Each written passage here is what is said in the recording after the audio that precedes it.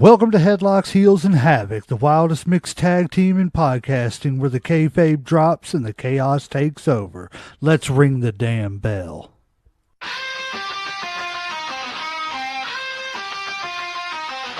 Headlock tight, heels on the prowl, dropping elbows, hearing growl, feel the foul. No script here, just real, no bluff. Kayfabe crack, now the dirt gets rough. Headlocks, heels, havoc in the zone. Stepping in the ring, chaos at your home. No filters, no mask, just raw, bare tone.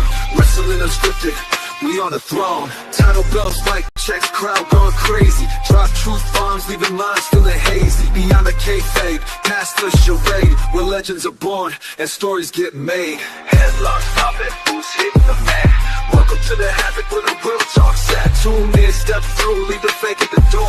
Headlocks, heels, havoc, now hear the roar. Welcome to today's episode where we celebrate the unsung heroes and legendary figures who have held the Intercontinental Championship.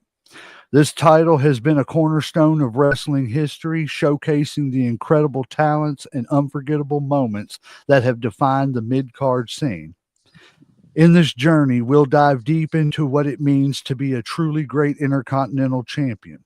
Without calling out any names just yet, we're focusing on the spirit, the grit, and the artistry that these champions brought to the ring, making the Intercontinental title one of the most respected prizes in wrestling.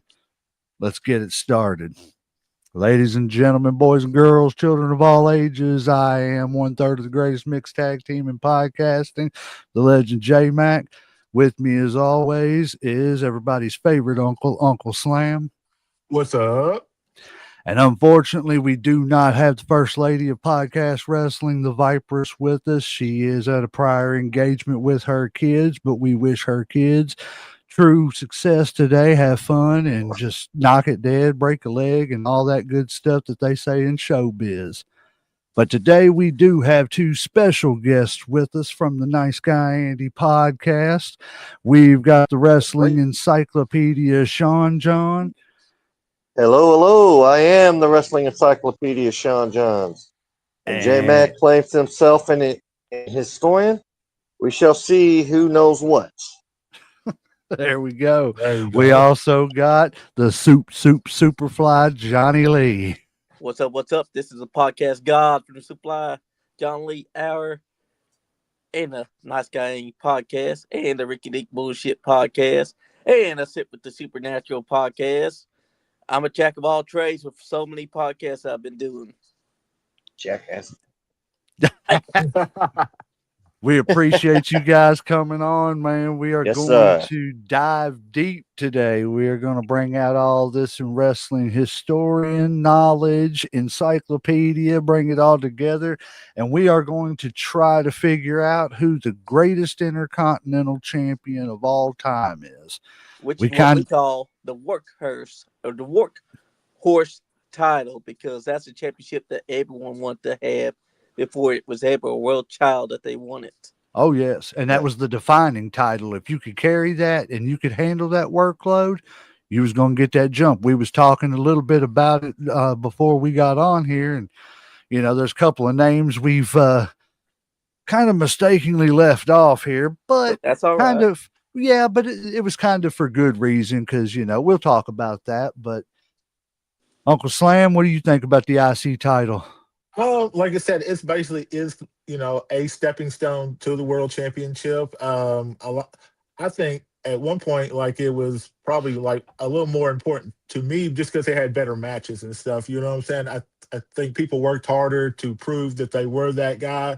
So that they could get that step up to the next level or whatever. So I think that, like, some of the matches compared to, like some of the other ones they did, like the classics, like the Shawn Michaels and the Bret Harts, or the Razor Ramones and the Shawn Michaels, or the British Bulldog and, Bret Hart, as far as, great matches and shit, or, Randy Savage and Ricky Steamboat.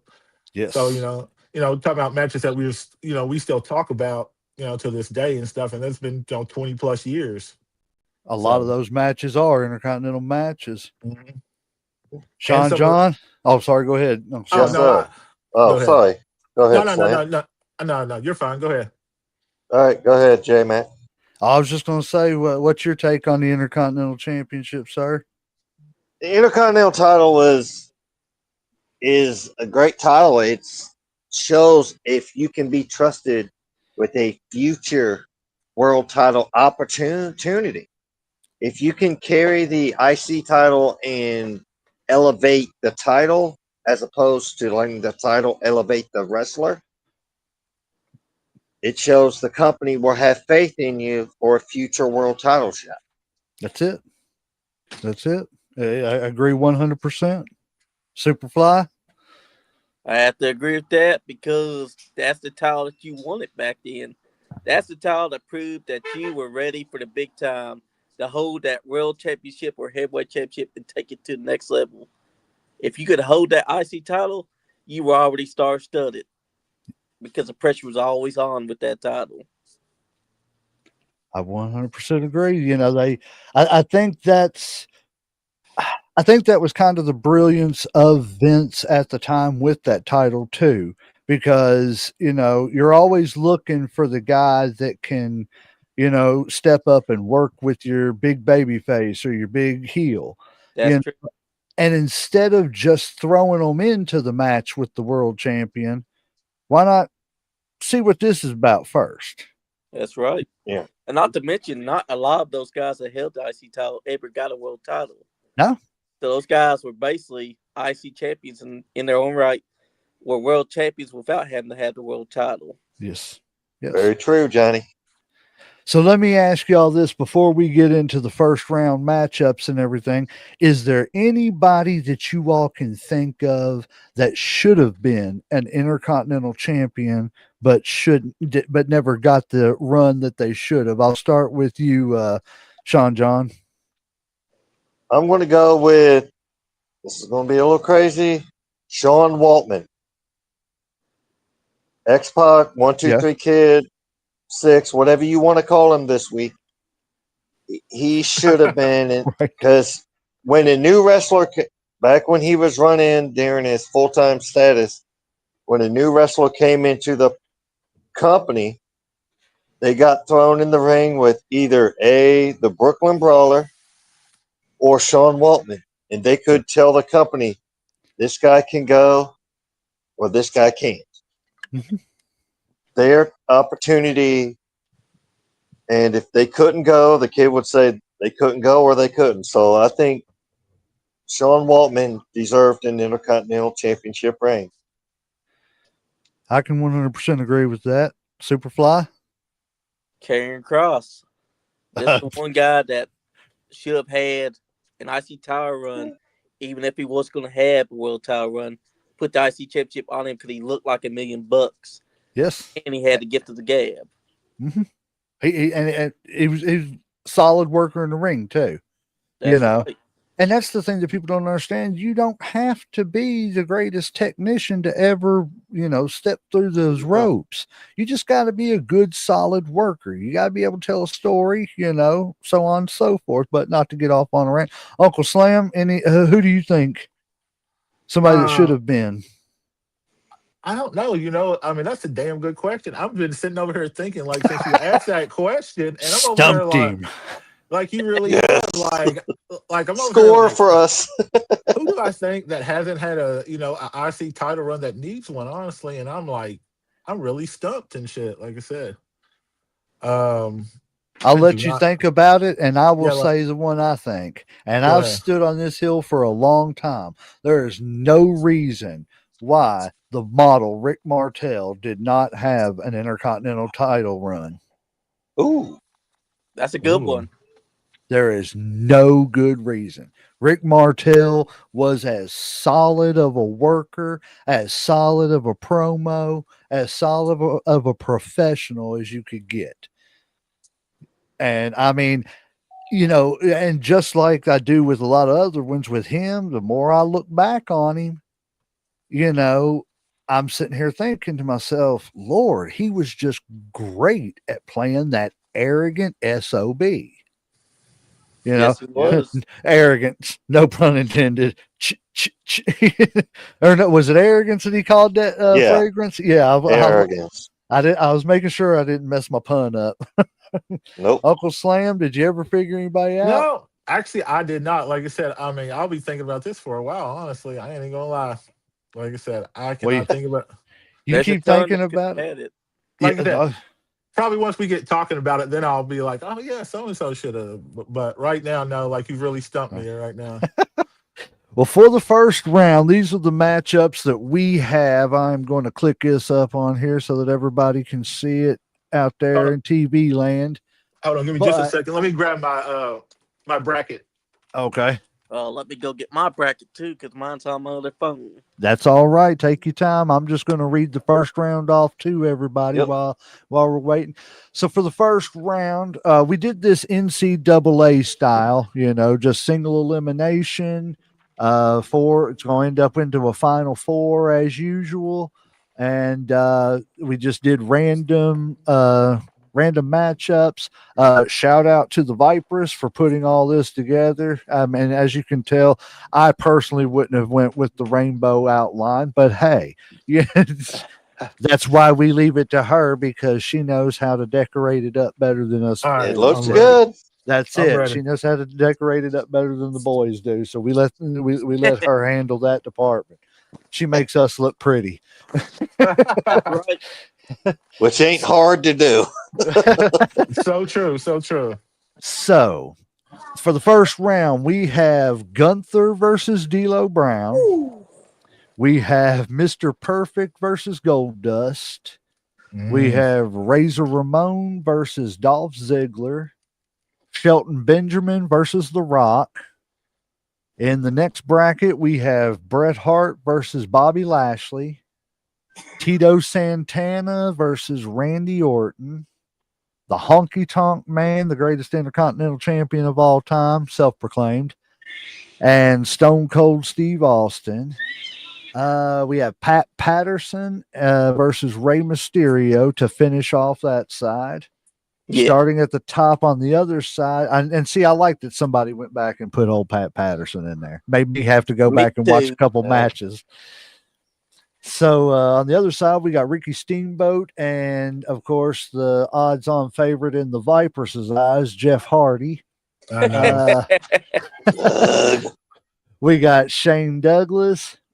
Somebody said Dean Douglas, but I can't stand the name Dean Douglas. I couldn't Yeah, it's bear always putting that Shane. down. Well, I mean, he did hold the title. Yeah, I know. technically. I technically it was Shane. I don't know why I hated that whole gimmick. I wish they would have just let him be him. Shane Douglas versus RVD, Dean Douglas versus RVD. The Heartbreak Kid, Shawn Michaels. Everybody knows who's the overall favorite in that person's eyes. Versus Edge, which I like. I really like that matchup. Kerry Okay. Von Erich versus The Miz. And Well, I wish that was Kerry Von Erich that we knew from the 80s. oh, I'm telling you, you're Kerry right. Von Erich with the amputated Hey. foot. Hey, still, he goes with an amputated foot and wins the IC title. Hell yeah. That's true. Yeah, it's That's true. a bad man right there. Right. Owen Right? Hart versus Chris Jericho. Damn good matchup. Ooh, yeah, that's what I was gonna say. Ooh. Davey Boy Smith versus China. That's the easy one. That's a Eddie cupcake. Eddie Guerrero versus Jeff Jarrett. And Triple H versus Chris Benoit. That's gonna be a good one. Yeah, yeah. Okay, who chose him? Who? That's Chris what I'm Benoit? trying to figure out. Yeah, Me. who put him? Oh my Me. goodness. I did. Uncle You know- Slam. I did. No, Okay. Uncle Slam. We're It's not looking at controversial. personal outside the ring. We're talking about strictly inside the ring. Yeah, We're separating personal from everything else. Trust me, we all know the back history and stuff. Yeah, because if we was doing personal stuff, Bret Hart wouldn't be on there either. Oh, whatever. Bret I Hart. don't wanna- What? Bret Hart. 4 out of 10. 4 out of 10. So, I'm not worried about the haters. Me All either. righty. So match number one, I think this is pretty much a foregone conclusion, but we still got to give it a talk. Gunther versus D'Lo Brown. Who's everybody got and why? Well, it's kind of obvious. Gunther is the longest reigning, I think, right Yep. now. Yep. Or Yes. he surpassed the Honky Tonk Man or whatever. And he had some really good matches, honestly. Like I do like D'Lo Brown, and I'll probably threw him in there, honestly. But I mean, when you put him against Gunther, I mean, there's no real I threw him in there. competition. But I yeah, Well, I go don't ahead, need to say anything else. I'll let y'all go ahead because I'm just going to agree Johnny. with Uncle Slam and I anybody else choose that says Gunther Gunther. because you can't go wrong with a man that can chop the out of you. And just because D'Lo Brown's got that chest protector, don't mean that Gunther ain't going to rip that chest protector off and chop him one good time across that chest and leave him Hey, breathless. D'Lo could go. He could deliver in the ring. But unfortunately, This is going to be a clean sweep. Sorry, D'Lo, but this is going to be a bad pun. But you better recognize Gunther's going on to the next round, sir. He is. And I'm just going to, like I said, I'm not going to say much about it. I respect the teetotal hell out of D'Lo Brown, especially how he lost all that weight to get down to what he was at the time. I mean, that man definitely put the time in and stuff. So I can't hate on him. He's actually probably one of my favorite mid to low card wrestlers in the Attitude Era. If he was going against somebody like, Mosh or Thrasher or something like that, in a singles for the European, I'm going for D'Lo. You know what I'm saying? I love that little leg drop he did. But in this instance, there's just no, like y'all said, it's Gunther, hands down. I Yeah, don't think we need a coin flip. we don't need that one. No, not for that one. All righty. Next one is Mr. Perfect versus Gold Dust. Woo! Who wants to start? I'll I, start. I'm going to go with Goldust. He could deliver in the Ooh. ring, and he got that character over. When he was Dustin Rhodes before he became Goldust, in my opinion, he was Dustin. He was Dusty Jr. He That's what he was. But what the heck is going on? Um, but when he gets fired by WCW, he goes to WWF at the time and gets that character Goldust over, and no matter what he does, he'll forever be known as Goldust. that's right. The mind games that he did in the histrionics, as VKM used to say, was above anything. He would have broke the mindset of Mr. Perfect. I'm going to go ahead and piggyback off of what you're saying, but Good. I'm going to be devil's advocate All right. because I like the Gold Dust gimmick. I Oh think yeah. it was very controversial when it needed to be at a time it Yeah. needed to be to kind of give wrestling a little shot, even though they were still sticking with the cartoony type gimmicks and stuff like that. It was still, this is cartoony, but that's kind of, real life. The What's back. going on Yeah. here? So, it started to kind of shade that line. But I I always liked the Dustin Rhodes character better. But let me preface this by saying I wish that the Dustin Rhodes we have now, that kind of half gold dust type thing that he's got Yeah. going With the on, I face wish paint. Yeah. that could have been the gold dust of WCW back in the early days. Because I think if he could have done that, there would have been no need to go into the gold dust fully, but he still could have done some outlandish stuff with that because he was still, to me, that says, I'm a split personality. I'm half Yeah. Dustin, I'm half Ooh. gold dust. Yeah, but they You were know what kind of I'm saying? conservative back then as far as WCW. You know what I'm You're saying? right. It was like because WWE was always the more cartoonish, bigger characters, and WCW was kind of more the we're like more real deal, more realistic type deal. So I don't know if that would Yeah. have went over with that type of crowd or whatever, because they would have been like, I hate to say at the time they've been like, "Gay, get out of here." Yes. You know what I'm Right. saying? Yeah. So, but But like, but go ahead. Oh, I was just going to say, but in my opinion on this one, as much as I don't want to, because I am a huge Dustin Rhodes fan, but I do agree with you. That whole natural Dustin Rhodes was Dusty Jr. They were just trying to build off of it to hope to catch lightning in a bottle again. But for this, I got to go with Mr. Perfect. See, I'm kind of with you on this. I honestly thought it was kind of like a slam dunk because Mr. Perfect just like he he's one of those people like when I think of an Intercontinental Champion, that's what I think of is Mr. Perfect. Him, the honky tonk man, people like that. And he did have so many quality matches. Now, I don't think he had it as many as some other people or as many times, but I think it's one of those things that's more quality over quantity. So I would Yeah. just go with Mr. Perfect. Yeah. Superfly. Well, I'd have to go with Mr. Perfect too because even though I love Goldust and I know that he could get inside his head, I think Mr. Perfect in the end would overcome that obstacle and he would hit him with the perfect plex to put an exclamation point on it. I have to, yeah. And it's All not, right. like I said, I love Mr. or Gold Dust, but I think Perfect was someone who should have been a world champion in WWE at least once. I think he Yeah. deserved that. I give him that. Okay. Yeah.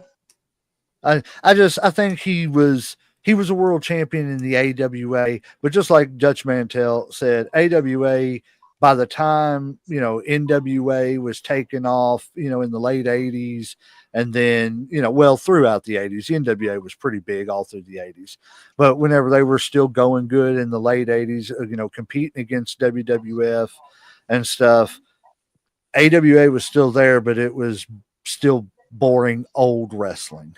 It was still 50s and 60s wrestling in the late 80s. So they just didn't catch up with the time. So there was no way that you were going to get big exposure, back then, my opinion. And Dutch Mantels too. Yeah. Well. All righty. Now this matchup, I was kind of conflicted about. To a degree.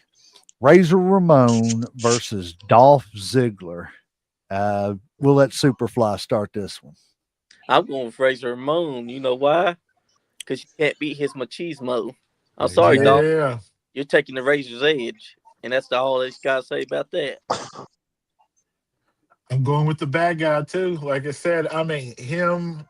I think was he like a 4-time or was he more like 6-time champ? 4. Um, 4-time, and the 4. matches that he had to get the belt, like him and Shawn Michaels, like that ladder match, classic. Yep.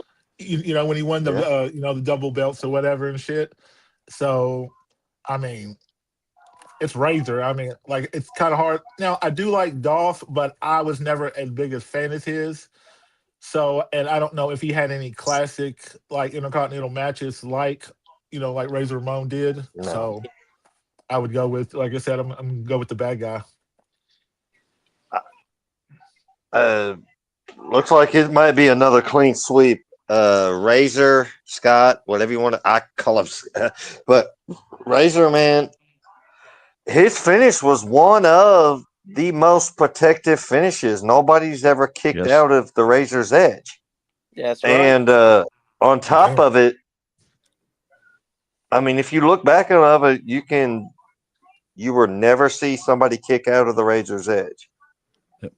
Maybe they may get their foot on the rope, but that's not really kicking out. That's just luck Surviving. of Yeah, being yeah, that's said. surviving. And let's not discredit Dolph Ziggler. This dude could sell and make you look like $1 billion.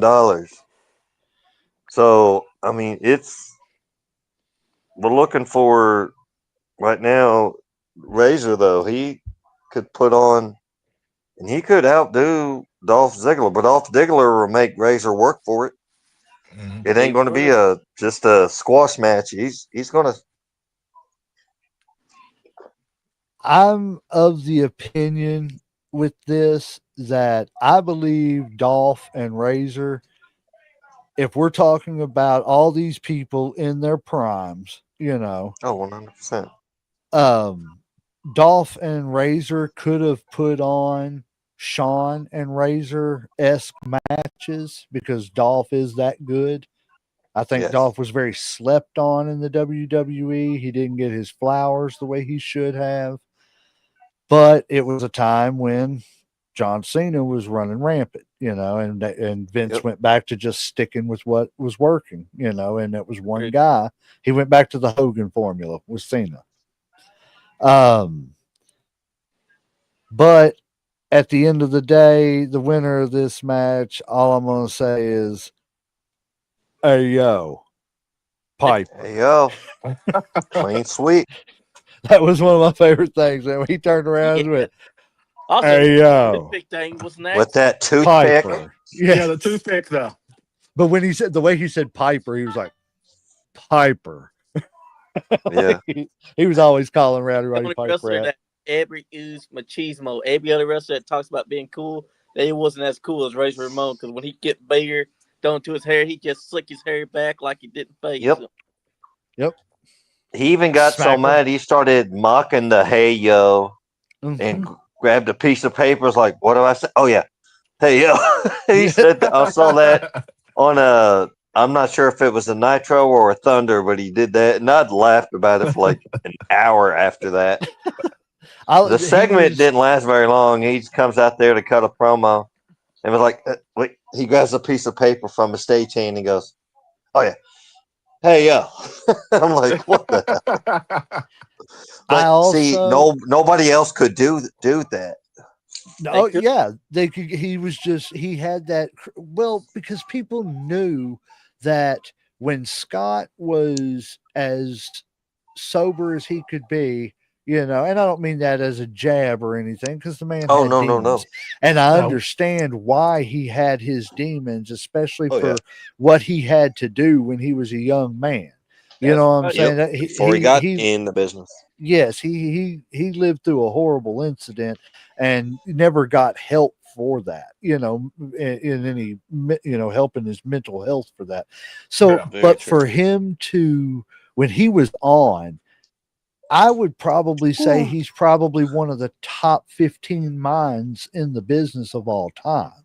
Very underrated. Very underrated. Yes. Very underrated mind. You It's can, his we can thank, demons overshadowed his mind. yes, we can Yeah. thank him for Crow Sting. Yes, I was about to say Yes. You know, I mean, and not only that, you know, I mean, there's just so many other stories where he's just went to people and been like, hey, you ever thought about doing this instead of that? Well, And it was just some stupid little twist to the character, and they stopped doing Yeah. one little thing over here and started just doing, and it may not have been too, you know, it may not have been a word. It may have just been the way they jumped up on the rope or something. that's Yep. right. He was just, Small I would twist. love to have him still here and working in the business. I right. would too, but Razor actually is the reason Shawn Michaels continued to use. If you recall, when Shawn Michaels was not babyface, when he just turned heel after the split up, Razor was there, and they were just like, you know what? Do the super kick as your finish, because that back suplex, that Oh, yeah. that teardrop suplex ain't cutting it. That super Yeah. kick though, right. that's your thing. That's So it. Well, yeah, he's he why said, Shawn Michaels does sweet chin music as opposed to Mhm. the teardrop suplex. That was Yep. terrible. But you know, and I know what you're talking about. It may not be the same interview, but I've seen him talking about it. Because he said something to him to the effect of, because I think he was showing him a match, and he was like, "Look at the pop you got when you done the kick," and then he was like, "Look at the pop you done when you done that teardrop." He's like, and that's, you know, he was like, "That kick's your move, not that tear." Yeah, I know exactly what he's just. People don't realize how many things he had his finger on. And, Oh, you yeah. know, Scott Hall deserves all his flowers. He's another one, should have been a world champion. Damn Skip. Yeah. Agreed. But, Agreed. you know, rest easy, sir. You know, you don't have to worry about all the problems of this world anymore. We just miss you down here, brother. That's Damn. right. So our next match, I think, is going to be another slam dunk. This has been the slam dunk bracket. I'd say so, And I mean this is no disrespect because honestly and truthfully, in this bracket, this man is probably the most gifted athlete out of all of them. Oh yeah. But we got Shelton Benjamin versus The Rock. Oh no. Uncle Slam, we'll let you take that one first. Well, we Yes. got probably the most gifted athlete versus most gifted speaker when it comes to like Intercontinental champion. The Rock definitely used the Intercontinental champion as a stepping stone to get to the World Championship. You know, that's one of the things we had just talked about earlier or whatever. I do like Shelton. I like Shelton. I like Shelton Benjamin a lot, but unfortunately, he just happened to be in the wrong place, the wrong time, and put against the Rock, the great one. So, pretty much the Rock. It's kind of easy there. All right. I wish somebody would have been smart enough to put a mouthpiece with Shelton Benjamin. Yes. What, his Shelton mama wasn't good enough? Oh, speaking of which, Miss Pat was Mama Benjamin. Miss Pat. There's a TV show I saw somewhere, Miss Pat. It's called The Miss Pat Show. I've been seeing it on TikTok and stuff like that. I'm gonna have I to don't know check where it you'd out. find it at, but she was the one behind Mama Benjamin. It wasn't gonna his have to actual check it mother, out. by the way. Right, right. Well, like I knew it wasn't his real mom or whatever and shit. But she But did the talking for him. That's yeah, it. I guess his But- mom wasn't good enough. But go ahead. Like A mommy Benjamin with just cut. with them having ties to each other at that time, I would have liked, instead of seeing Haas and Benjamin with Angle, which was good, it worked. Yeah, I would have rather have seen them with Lesnar and done like a little NCAA type faction. Yes, You know, but I think we're the pure wrestlers. You know, we're the real but wrestlers. the reason of I the- think they didn't do that is because we were all expecting it. probably And at that time, VKM wasn't Yeah. about giving us what we expected. It's Yeah. what he wanted, and right or wrong, that's how it went.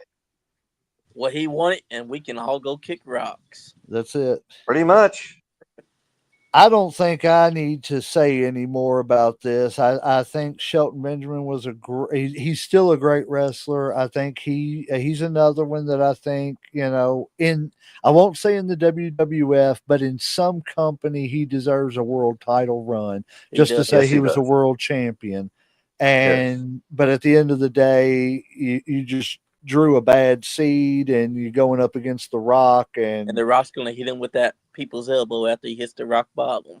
yeah, and I'm still trying to figure out why that knocks them out. But I'll tell you why.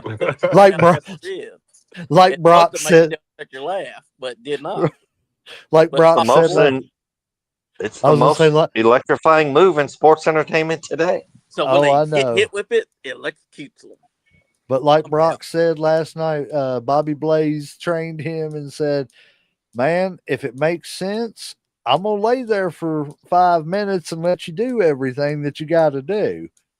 But if Yep. it don't make no sense, I'm not laying not there for staying 5 minutes. I'm gonna get right back up Right. and hit you."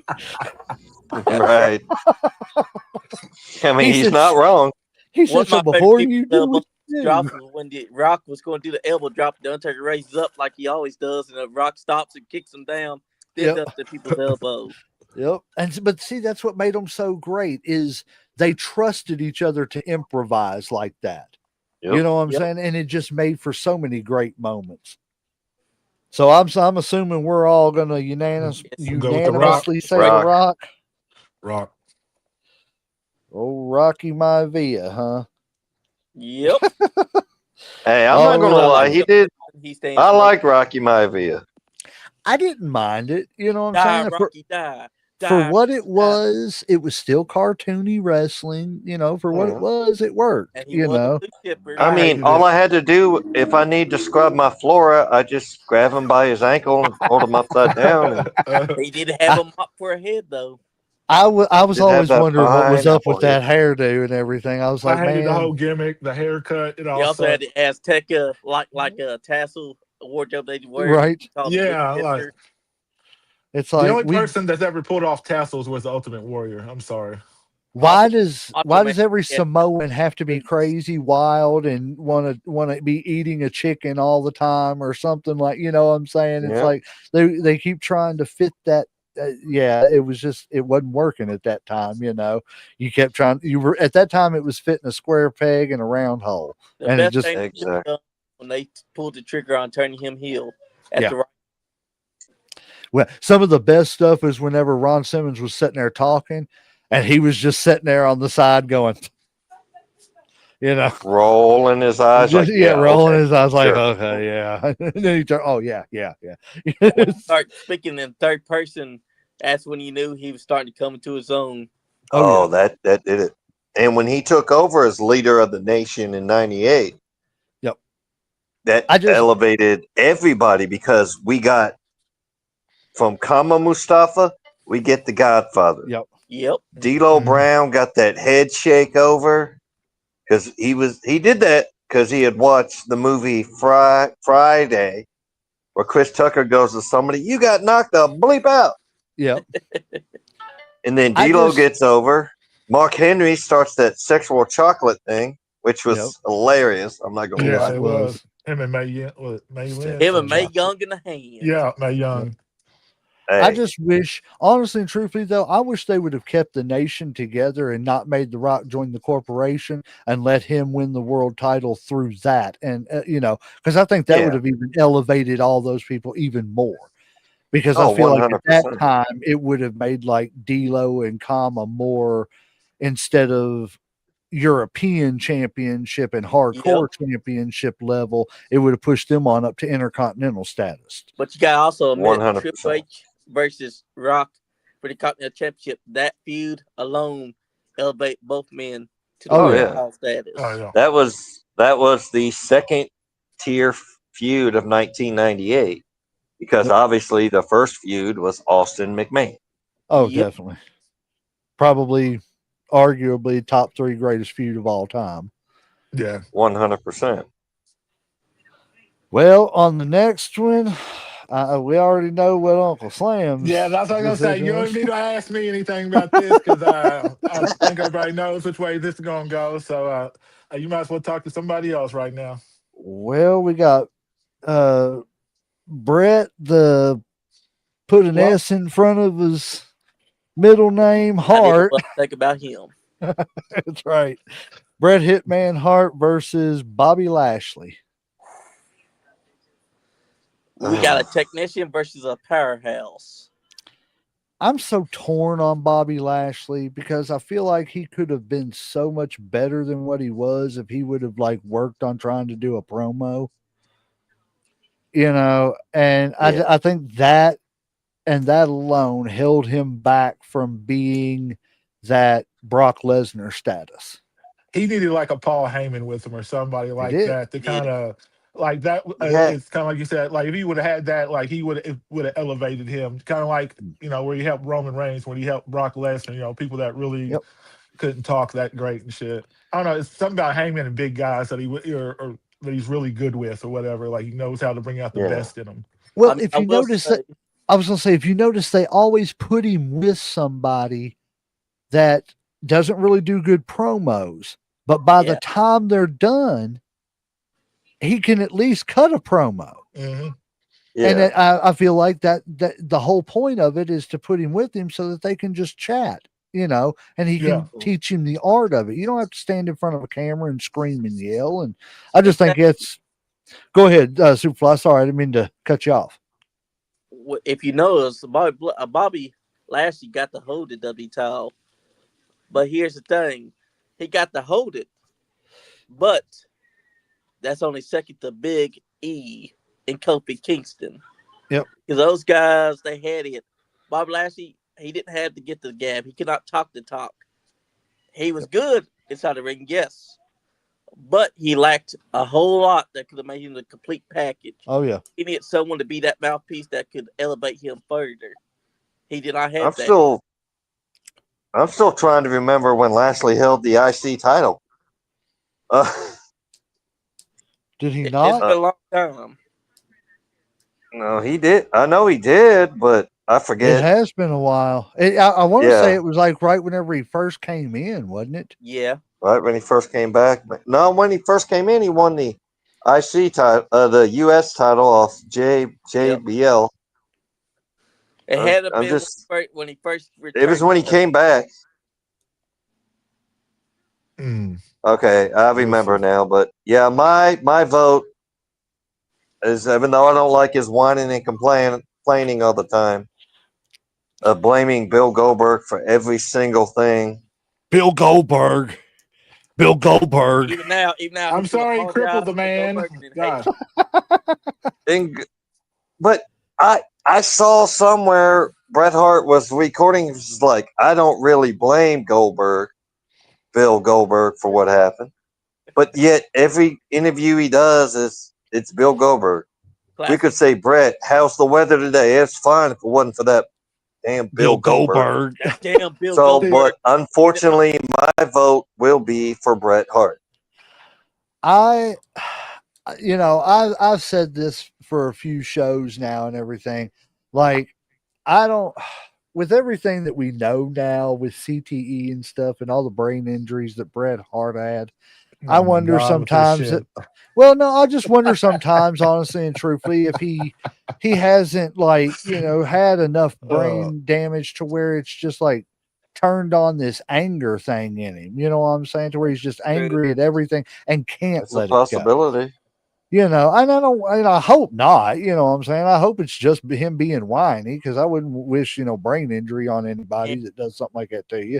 As bad as that sounds, I'm glad he's whiny and not But brain dead. here's But the thing, for this list that we got, this bracket, this ain't the whiny Bret Hart that Bobby that's Lashley it. played.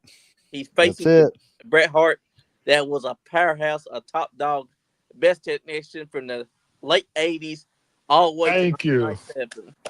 Thank you. Thank you. Oh, Put some 100%. respect on I that. won't say Put some the respect best on that man's name. technician, but I will 100. say he was one of the best technicians. That's right. Because you still Yes. had like William Regal, Davy Yep. Boy Smith, and as big as Davy Boy Smith is, I watched that match the other day with him and William Regal for the TV title at Halloween Havoc, and I'm telling you what, for that man to be as 93, big yep. as he was, Don't he forget- could chain wrestle you like no other. Yeah. And also, William Regal would fuck Yeah. you up for real if he felt like you were disrespectful. Oh yeah, Oh yeah, he's one of the Yep. toughest guys. I think everybody knows Regal didn't look, like he whooped nobody really on TV. He looked like he could mat wrestle you, but man, you get behind them curtains, man, when William Regal lay you out, dude. He wasn't playing Goldberg with found you. out Oh, real yeah. fast Yeah. how good William Regal is if he were to fight you for real. Yes, sis. All righty, this one right here, I'm kind of torn on, honestly and truthfully. We got Tito Santana and the Viper, Randy Orton. Who wants to start this one? Who is against Randy Orton? Tito Santana. Tito Santana. Whoo. Arriba.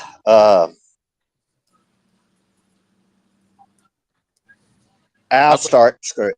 Yeah. Randy Orton's he is a third generation wrestler, but he's overstepped and come into his own, where people forget about his dad, Cowboy Bob Orton, a great wrestler in his own right. His grandfather, Bob Orton Sr., great wrestler in their own right. Randy Orton's not only he's come out of their shadows, he's surpassed them, in my opinion. Tito Santana, I agree. I'm going to say this. Tito Santana got cursed with the gimmick of being a good hand. He was a former tag team champion, and he's a former Intercontinental champion in his own right, which I want to do something. He defeated Greg the Hammer Valentine for the Intercontinental title in a steel A great cage match. wrestler as well. 100%. He did. And that's how we got the classic 80s style version of the Intercontinental title, because Greg Valentine, after losing it, takes the belt and destroys it against the cage. Yes. So Right thank Greg after the Valentine match. for the classic Intercontinental Championship. Yes. Yep.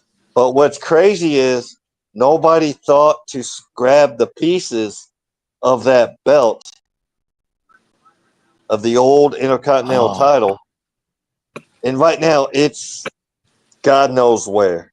It was thrown away. Nobody thought to keep the pieces and use it for a, make some money off of it or something. I don't know. Exactly. I would have. I'd have been diving at the ground. As soon as I noticed nobody was picking that sumbitch up, Right. I'd have had my coat off and just scooping shit. Come on, throw this shit I know in what there. you're talking about. Hey, hold Hurry up. up, man. Throw it in there before they fucking notice, man. Let's walk I out. guarantee somebody's got that shit somewhere. I mean, I put money on it. Like, You're probably right. Yeah, a fan probably just noticed it laying there as they were leaving or something, and or at least let me just check in this dumpster here. Right, yeah, exactly. Yeah. let me. I'm gonna wait right here till the trash goes out and everything. That's right. Take it and sell it and make that buck. I'll be home later, honey. What are you doing? I'm making a couple thousand. I mean, if that was why are you in the dumpster? Don't worry about it. Right, it's none of your Honey, business. My family's hungry. Call our travel agent. We're going to Hawaii. My choice to win this match would be Randy Orton. Okay, we got one for Randy. Well, two, because I was also Randy. Okay, Randy, we got two Sean. Randy Orton. All right, now this is a little tough for me because I remember a lot of classic matches with Tito Santana back in the day. True. I also kind of agree with y'all when you're talking about Randy Orton has definitely stepped out of his father's shadow, and especially being the legend killer. I think he probably would take Tito Santana. Like I said, I think he would be a legend killer again. So I'm probably going to go with Randy Orton on that also, but probably just by a little bit more, just because, like I said, Tito was. I don't think Tito got the push like he should have. I think back then he got a little pigeonholed, or he was kind of held back because he definitely had the talent and he definitely was over with people. But that time and era and shit, you know what I'm saying? It is what it is. But yeah, Randy Orton just has the talent. He's got the charisma. He's a total package and shit when it comes to that or whatever. Well, even if I didn't say Orton still wins. But I do want to say this. I agree with you all as far as Randy Orton and his family. Cowboy Bob kind of surpassed his dad. But at this point in time, when you think of the Orton name, you don't think of Cowboy Bob or his daddy. You think of Randy. Randy is the Orton name now, and that's just respectful, and you got to give him his flowers for that. My opinion, Tito Santana is the second greatest Mexican wrestler that ever stepped foot in the ring, behind Eddie Guerrero. No doubt. The reason I do, because of the fact that over man, Rey Mysterio Jr. Yes, because just like it was said earlier, I don't remember who said it, but he got pigeonholed into being a good worker. Yeah. You know what I'm saying? And that's the way that he was rewarded for being a good worker wasn't with titles. And that's completely sad. Because he should have had a couple of Intercontinental title reigns afterwards, once Strike Force broke up and he went back to being a singles wrestler. Or better yet, he could have worked with another wrestler and been another tag team champion at some point in time. I can agree with that. Imagine if the Rockers broke up, if they would have put Marty Jannetty with Tito Santana. You know what I'm saying? You could have called them something new, but I think that team would have worked. They would have worked pretty good. Tito Santana is a former Kansas City Chief. You know what I'm saying? So he's got the toughness. But the way he was rewarded, and I noticed this the other day when I was looking into this, his reward was You have to Instead of giving you a title to give you your flowers, them you get to be with Hulk Hogan and the Ultimate Warrior in the Sole Survivor match at this Survivor Hey, Series. Mom. Yeah. Okay. You know, I mean, he wasn't. That's what that was the kind of lame rewards he got.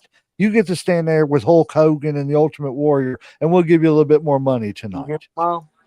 I thought you said shit he was gonna be on the Rock and Wrestler or some shit. Uh, that He actually that like was. I know that's what I'm saying. Yeah. Like that was his reward or something. Oh, okay. Well, Well, you were a good yeah. I guy, mean, so we're yeah. gonna put you on with Hogan them on And, Rock and Wrestlers and and it shit. was that way, because look at what happened after Strike Force broke up. He was kind of the little bitch of the group for the little while, and Martel was getting the best of him all the time. Yeah. It kind of like, I don't know. I agree. They pigeonholed him. Orton wins this, but I would argue that prime Tito Santana would have taken Orton to the limit and could have beaten him. He could have, but Yeah. you gotta also remember Orton is a technician, and he would have found a way to tear his limbs apart. Right.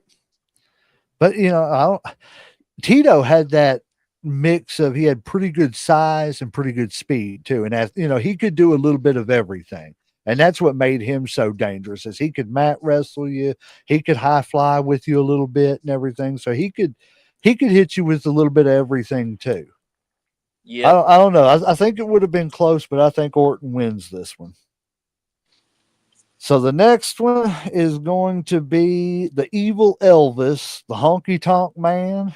The evil And Elvis. yeah, the Evil The Elvis impersonator. greatest Intercontinental Heavyweight Champion of all time. That's right. I To got hear my him long tell it. sideburns, got my hair slicked back. Come on. To your town in a pink Pink Cadillac. Cadillac, just a honky tonk. y'all know who he's up against.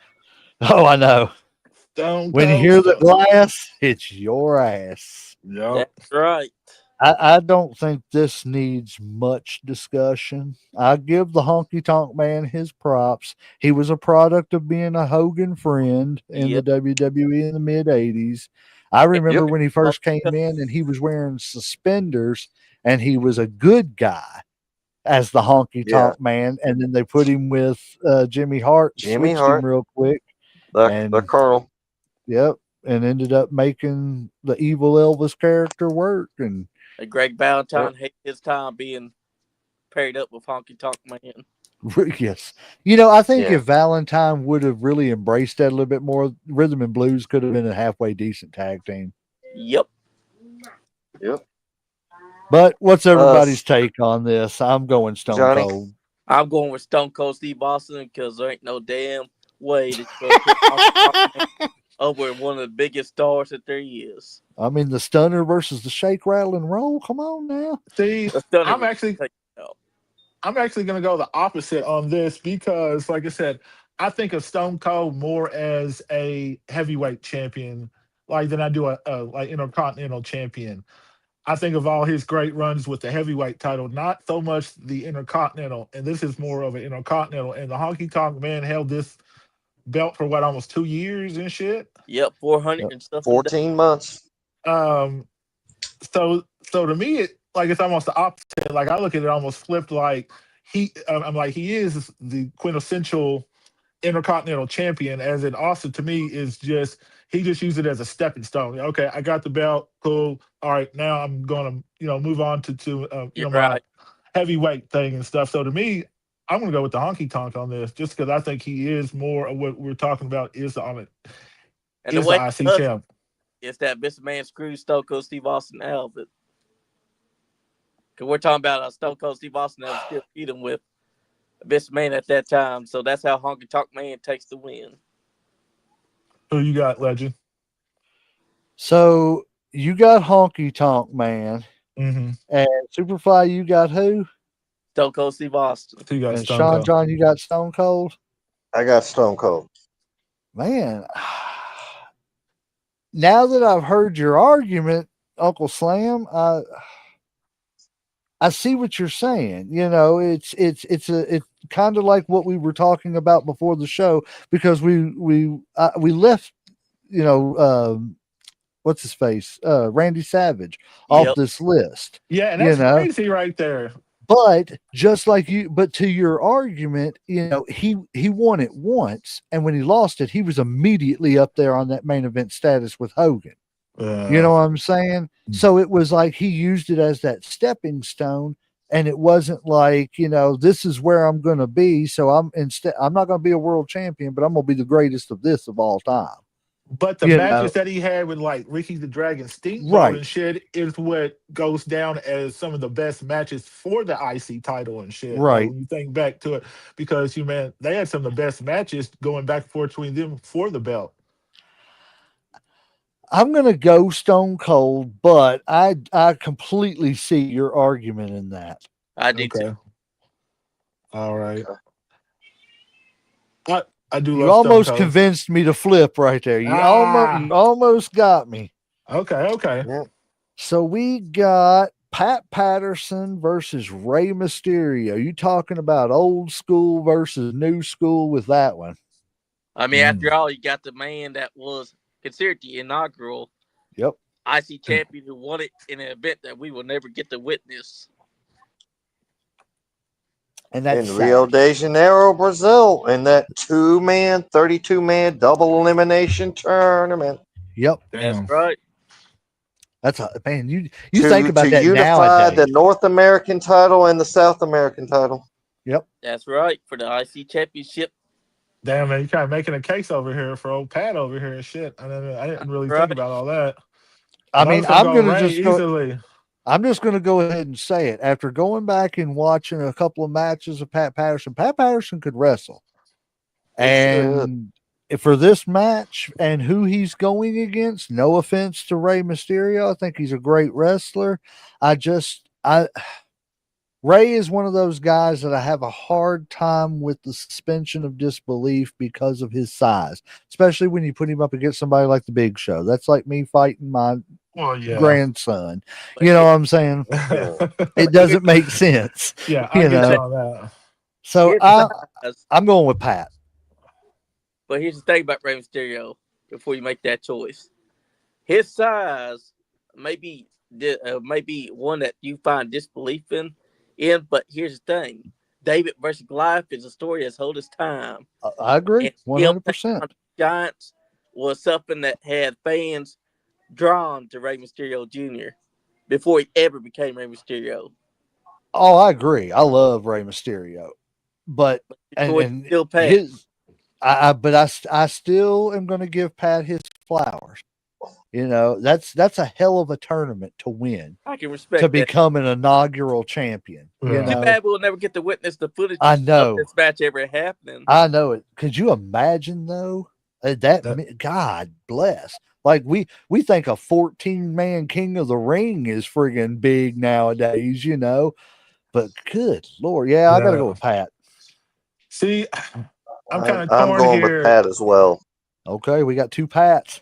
I'm a little torn because, like I said, which match would you rather watch? A Rey Mysterio match or a Pat Patterson match? Honestly, I'd rather watch Rey Mysterio. Like, no offense to Pat. Like, I do give I got a lot of respect for him because Sean John. He definitely made his argument as far as the tournament and all that. But it's like, entertainment wise, I definitely would rather watch Rey than I would Pat and shit, just because I think it's more entertaining. Like I would get more joy from it, I guess. But at the same time, like you said, man, tournament's kind of tough. I'm still gonna stick with Rey on here. Like I said, okay. All right. I'm going to have to go with Rey Mysterio Jr. I mean, you put him up against. You got our first tide, ladies and gentlemen. He'll find a way to overcome it. All righty. We're going to figure out who it is. Okay. Call it there. So we'll just assign the top to heads and the bottom to tails, since it's just the easiest way to do it. That's right. All right. And it's tails. Rey Mysterio wins. Yeah. All righty. Ray pulling it out. He always does against these big giants. I know it. This one right here is this is a no-brainer to me, but the Vipers would probably smack me in the mouth for saying that. Yeah. but that's all right because I cannot. There's a You just kind of hate very Jeff Hardy for some reason. Like you no. just I don't hate Jeff Hardy. I just don't think the Hardys as singles wrestlers are as great as everybody knocks them up to be. They are a great tag team, but I just don't think they ever hit the mark as singles wrestlers. Just my opinion.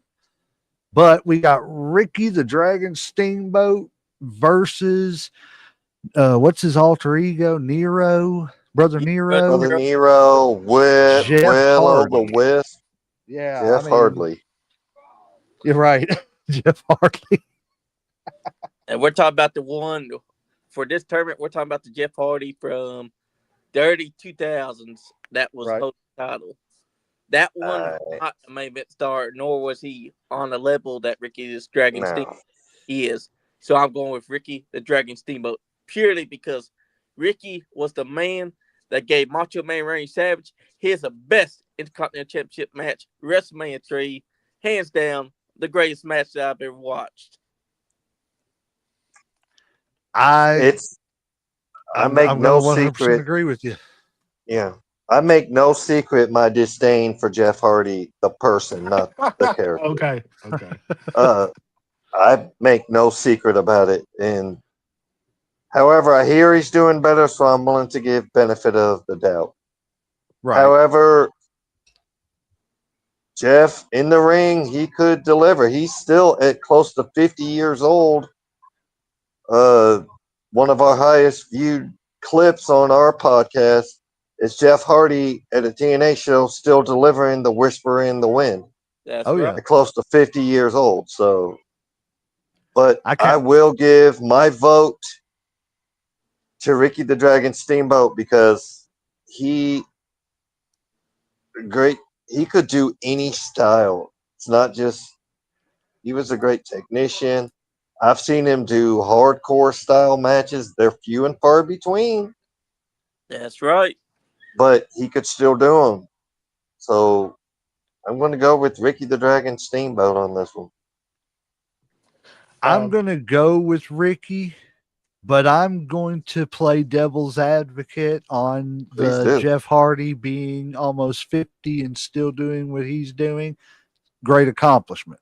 He's better athlete than 100%. I can because I'm almost 50 and I can barely lift my friggin' right arm. But at the end of the day, let's not forget a 60-year-old Ricky Steamboat coming back at WrestleMania and wrestling uh, Chris Jericho That's true. Yeah. and doing the things that he was doing in that match. I personally think that Ricky Steamboat is a top 10 in ring performer of all time. So there's no way I can pick Jeff Hardy over Ricky Steamboat. I'm sorry, Vipers. Don't claw my Sorry, eyes out next Vipers. time you see me. But it's Steamboat all the way for me. Uncle Slam. Y'all pretty much made the argument for me. I mean, I totally agree with Superfly, with Sean, and with what you said. I think Ricky's kind of the one who him and Macho's feud kind of elevated the like Intercontinental belt and stuff, and brought it to the prominence in brought it up to where we actually pay attention to it. I know it's a secondary championship, but they had some of the best matches, and they really did make you think about them and shit. So I think it's kind of easy, Ricky by landslide on this one. That's right. Alrighty.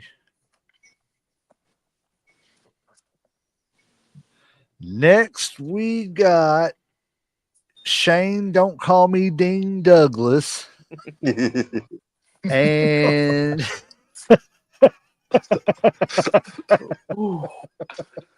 and RVD. That's a tough one right there.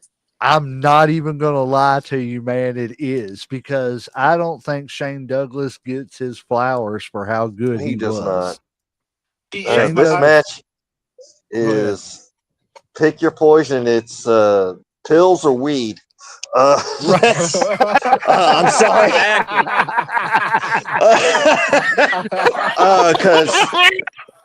And I'm, congratulations to RVD. He's got twins Views on the way. expressed in this.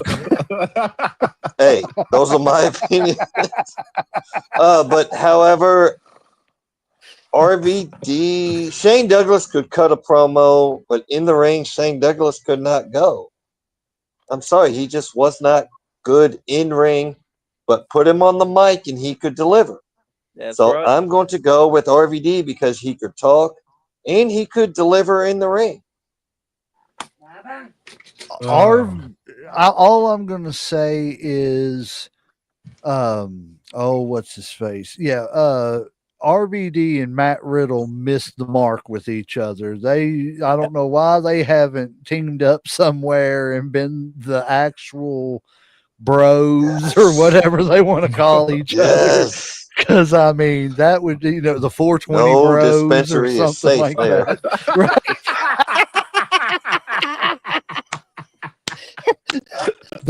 I can see the headlines right now.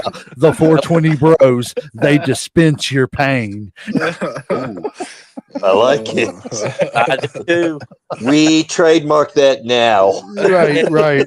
As of right now, that is expressly what is it? Ricky Bobby says that's sole property of Nice Guy Andy and Headlocks Heels and Havoc Wrestling Unscripted Podcast. Yes. You Not know to be what? used or televised. My vote's gonna have Without to express be written RVD as well consent. because I like Shane Douglas and I think that he's a hell of a wrestler. RVD edges him out by a smidgen more because he can talk, he can wrestle. That 5-star frog splash always looked good when he hit it. Also, you can't go wrong for Van Daminator. Well, the Van Terminator. Yes.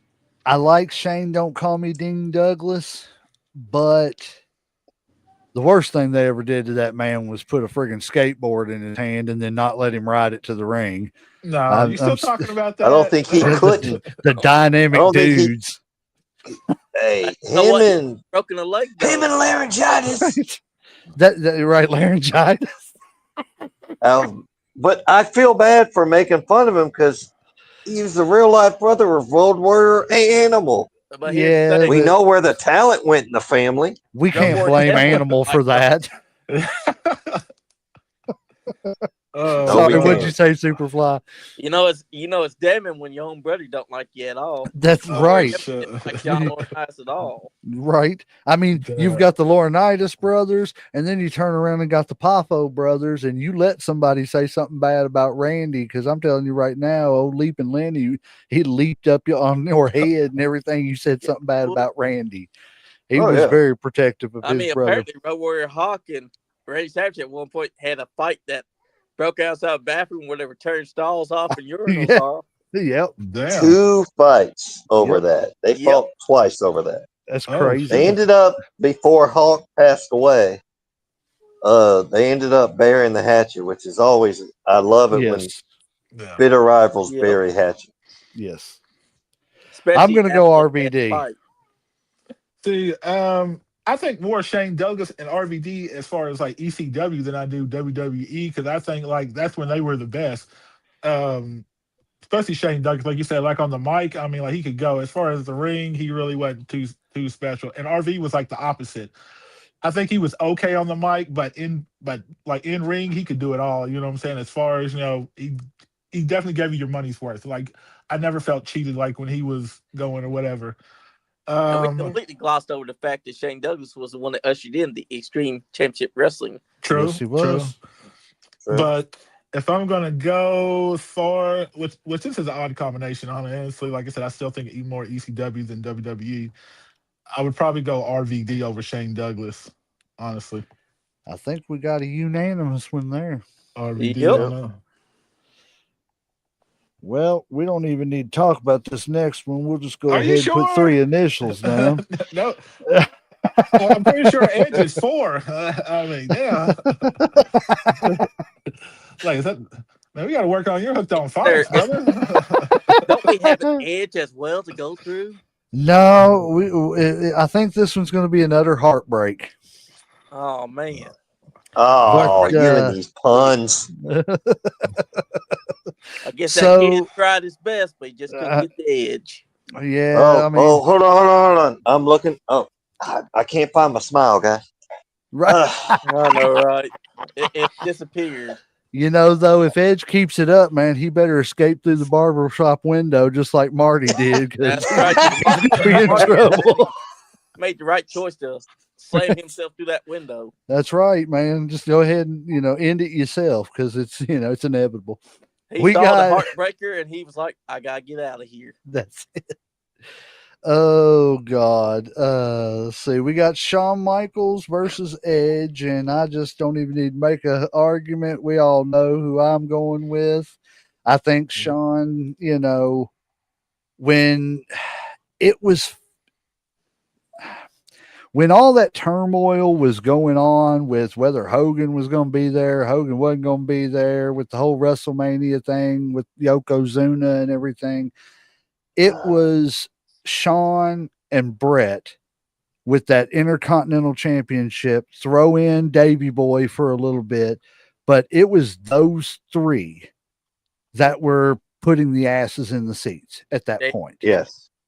And I mean, Shawn had a few runs with it, but just like, it was just a stepping stone to get him to that next boyhood dream thing. Mm-hmm. Yeah. But at the end of the day,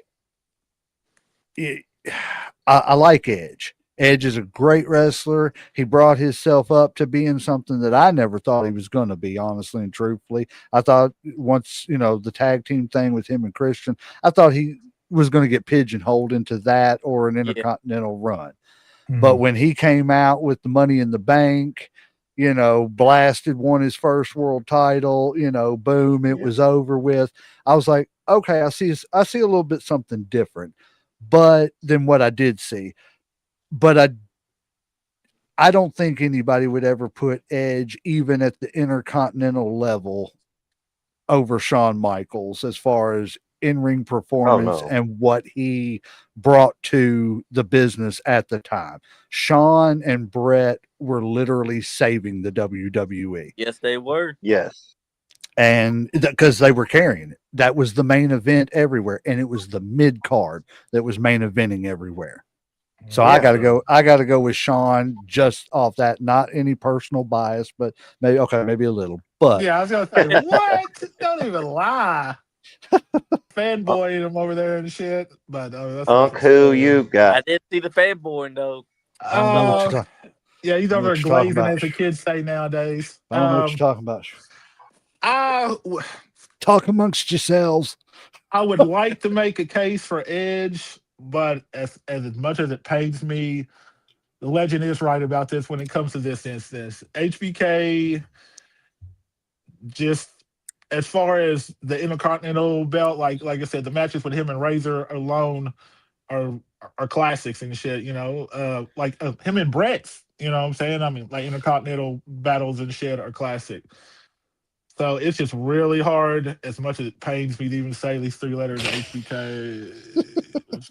Learn him and love him. Yeah, HBK, I guess. Fuck shit. Soups. I choose Heartbreak Kid as well. I'm going to be a little bit of devil's advocate. Edge, he didn't do much as Intercontinental Champion. He did have those couple.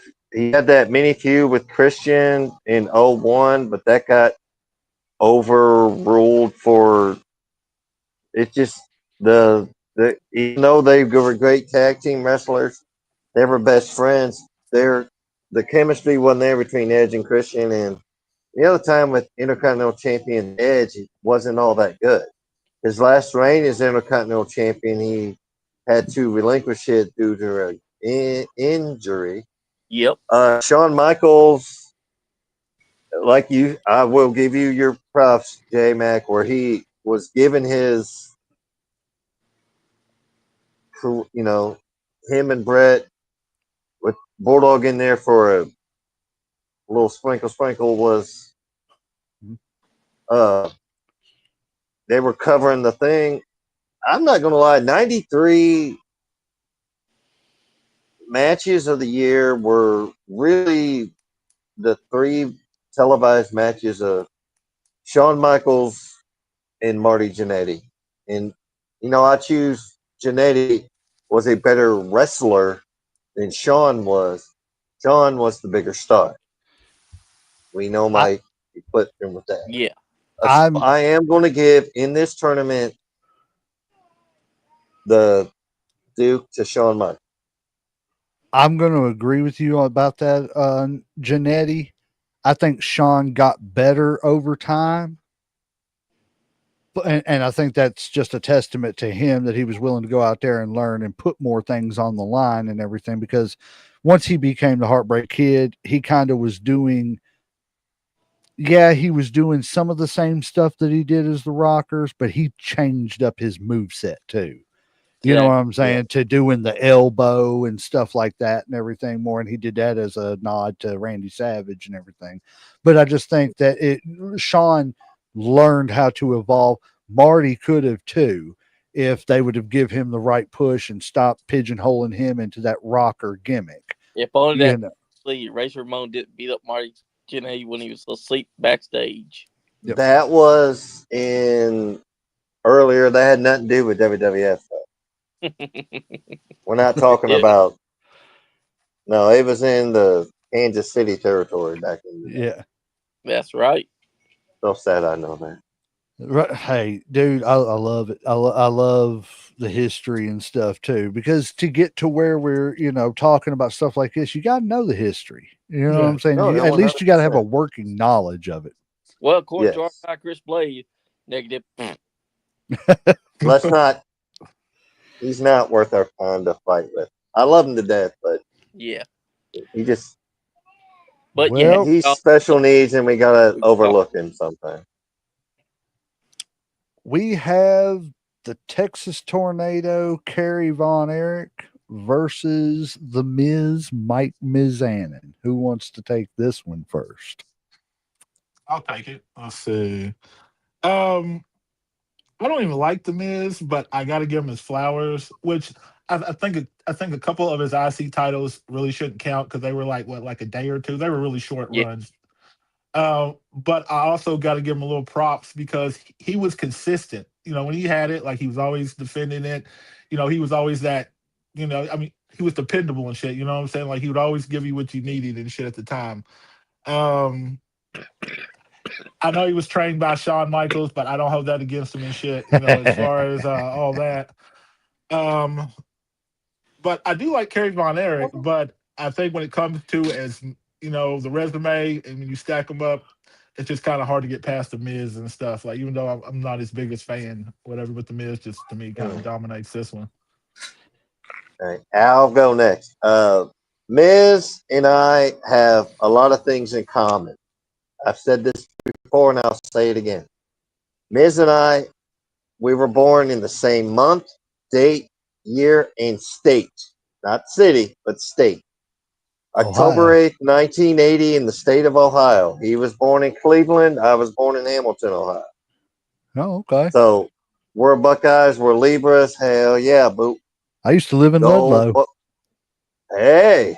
All Yeah, you right. know where Ludlow And is. Yeah. yeah, Ludlow Elementary, Panthers. I will say that's right. I will say this about Kerry Von Erich, the Texas Tornado.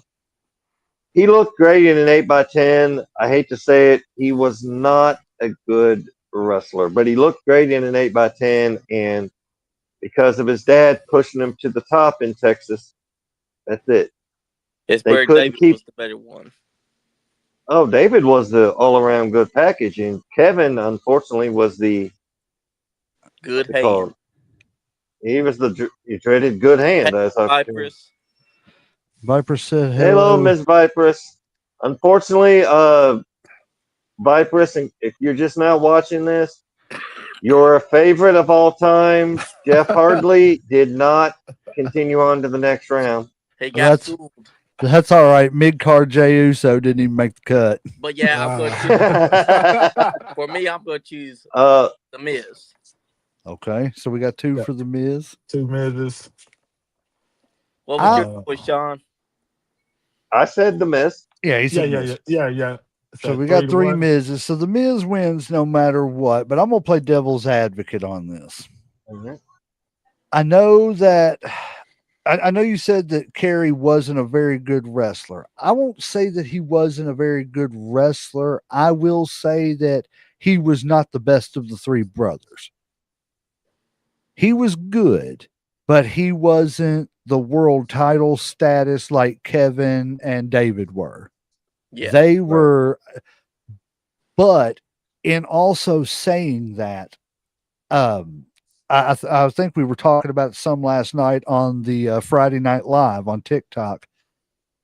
I just watched that Heroes of World Class, and I mean, I knew a lot of the history of World Class, but being where I was in central and northern Kentucky, we didn't get World Class. We True. got NWA, we got WWF, and that's what I grew up watching. So I learned, the history of it through the magazines, things like that. But watching this, I don't know that there has ever, and I mean, I'm including the Hearts in this, I'm including every wrestling family. I don't know that there has ever been a wrestling family that was as popular and over as the Von Erichs. Had Fritz took that company nationwide when he had the chance to, instead of being stubborn and just staying in Texas and his area because he didn't want to step on people's toes, with the people he had as heels to go up against the Von Erichs in the Freebirds with Gino Hernandez, with Oh God God, rest his Gino. soul, with Gentleman Chris Adams, the inventor of the super kick. I don't know that we wouldn't be talking about world class today. In That's right. Exactly. saying that, And Chris by Adams, we have him to thank for Steve Austin. yes, because he trained him. Yep. Yeah. But in saying that, by the time Kerry got to the WWF, all the demons of the family had really hit. They were hitting hard. He was struggling with substance abuse because of, carrying the one. There was no reason to push them boys back into wrestling as quick as they did after the death of David. Exactly. They should have let them heal, let them get their head back, let them see that the fans wanted to see them, not just push them out in front of the fans. Yeah, but that You wasn't the know, time that we left in, I mean, like you didn't show emotion, you didn't go get mental help right? back in them days. Especially with Fritz. Yeah, You know what I'm and Oh saying? also God, with like if you didn't Fritz. work, then like you didn't make money and shit. I mean that's the way it was back then. Like if like you didn't have no guaranteed And contracts. So so like his if you didn't get Well, but with it being his dad's promotion and him pushing them back in, you know what I'm saying? I but think they were the big that's stars. Like I right, think they were right. the draws and stuff. And like without them being there, then they wouldn't probably made hmm as much money and they wouldn't have But but plus I Fritz think by obsession. this time, go ahead. Sorry. Fritz also had the obsession for the NWA championship. He Yep. wanted his boys to bring that title home, not for them, but for him. And Yep. he was pushing them and pushing them and pushing them. And that just kept on putting the Yeah. pressure on Because him. it was never offered to him. That's right.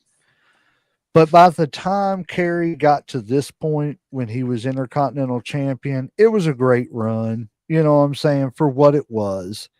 It wasn't as great as it could have been. It was nice to see him get that national, and the Von Erichs themselves get Yeah. that national attention that they never got to get while in world class.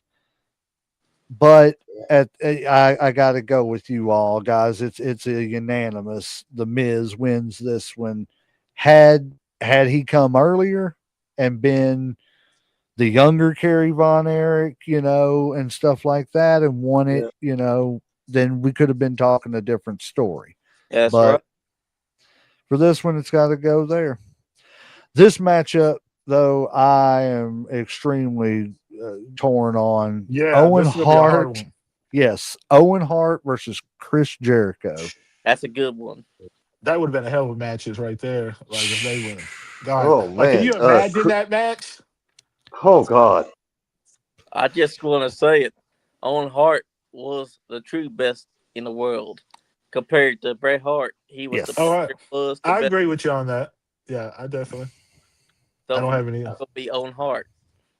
I'm going to go with Owen Hart myself too, just because you know Owen Hart to me, like you said, I agree. He was the best out of all of them. Overall, he had more athleticism. Oh, yeah. He could do everything Brett could do and more. And Yeah. I mean Even when he made Jericho. mistakes like saying "kick your leg out from your leg," it somehow always felt natural. Yes. Jericho, you can't say anything bad about him. He's decorated. He's done it all. I never was a huge Jericho fan as far as like, oh, Jericho's there. I respect the hell out of Jericho. Mhm. The Yes, same way I wasn't a Ted DiBiase fan, but now being older, I respect the hell out of him. He's a great worker. He deserves everything he got.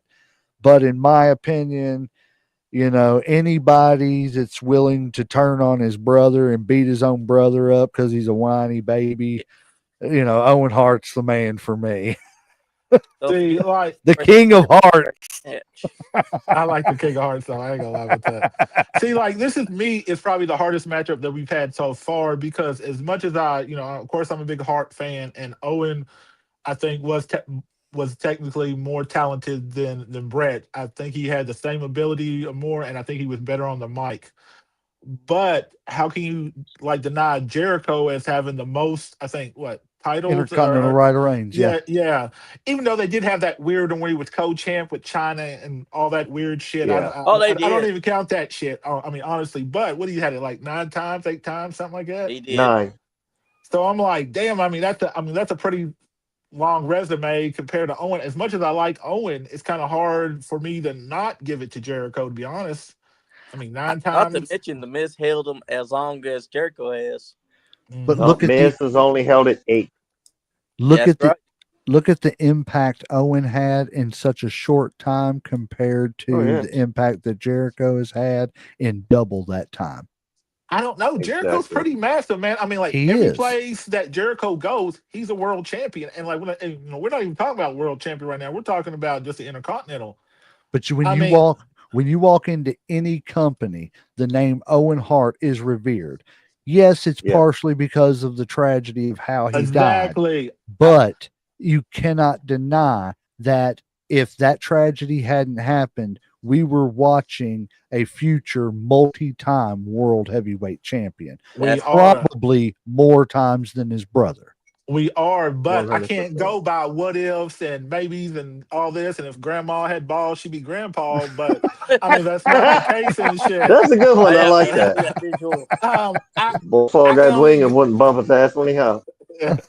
I can only go by what we got here. And right now, in my opinion, and like I said, I love Owen, and I think, and I agree exactly what you're saying, Legend. I don't dismiss any of, I can't take away any of that. But if you stack up the resume as far as Intercontinental Championship, he is head and shoulders over Owen as far as having more Intercontinental Champion. He's had it longer, so I'm going to go with Jericho. I mean, that's just my opinion. So we got two Owens and a Jericho. Oh, good Lord. Just ask me to pick my favorite kid next time. Damn. Uh, either way it goes, the Canadian is going to win this one. Right? I got to go with a Jericho. So we're going to have to flip a coin on this one. We got a tie. Jericho, No. yeah, we have another tie. Jericho is great. I've always liked Owen better than I like Brett. That's true. So, I like Bruce Hart better than I like Brett. hey, hey, God. Keith was What about all right Bret Hart? too. You remember that Survivor Series when they brought his Yes, brothers? Yeah, man. 93. Yeah, Oh, Brett, God. Owen, I Bruce, was. and Keith. Yeah, I was rooting for all of them to survive except for Brett. Well, What about it you, went the Mark? opposite direction. They missed and got Owen eliminated. Right. Oh, I can do a little thing. I know all 12 of the Hart kids' names. God, go ahead and Y'all shoot. want it? Yes, I let's can do hear it. it. Let's hear I'm it. not going to do it in order of age. It's Brett, Owen, Bruce, Keith, Ross, Wayne, Dean, Smith. And then the girls are Ellie, Diana, Georgia, and Allison Hart. I think that's all 12 kids. I'm not Yeah. mentioning how many grandkids because we Yeah, ain't got right. enough time. I guess they Also, didn't have Bret a Hart would television break back that then, as did well, they? too. Right. You were either in the dungeon or in the bedroom. There was only two places to be in the That's right. hard house. Either way, Flip that you were on the coin. mat on your back. Hey, Getting stretched. God bless. I mean, I guess it just goes to say Stu Hart was a great wrestler and trainer, but his pull-out game was weak. I know. Yeah. He couldn't back out of a driveway. Shit. Uncle Slam. This is the way that the live broke down, man. The debauchery last night was unreal. Debauchery had to happen sometime. Yes. All right. So we got heads is Owen Hart, tails is Jericho, and Yep. we got heads Owen Hart. Hell Okay. Owen yeah. Hart. All right. I'm not I- mad at that. I I ain't just mad think either. that I think 30 years down the road, Owen's legacy is still going to be as strong as it is now. And Yep. I'm not saying that Jericho's not going to be revered and everything, Mhm. but I just don't see us talking about Jericho the way we talk about Owen 30 years later. You know what I'm saying? And it's nothing against Yeah. Jericho, man. Jericho, you're great, no disrespect. No. That's my opinion. I don't think anybody's going to have a hard time picking this one, but it's going to if this goes the way I think it's going to, it's going to make for an interesting second round matchup. So we got Oh, yeah. Davey Boy Smith versus China, and it's nothing against China, but Davey's going to win. Yeah. David mean, Bowie as well. I'm going with China. I know you've all outvoted me already, but I'll tell you why. Okay. Because The if the booker match, says it, then that's the way it's going to go. well, that too, but the fact Bulldog, I always like Bulldog, but from what I hear, Bulldog did not have a great match. I mean, that match with him and Brett at SummerSlam 1992, because Brett called that match. Yeah. They were planning it. Bulldog got so messed up on drugs, which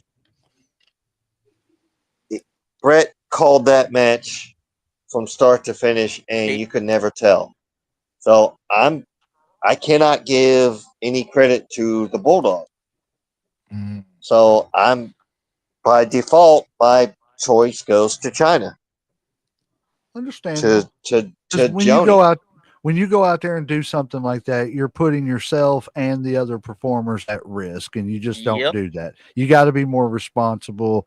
I mean, I get, my ex, she unfortunately had issues with addiction and everything. Thank God she's sober again and I everything. mean, Amen, Congratulations brother. on that.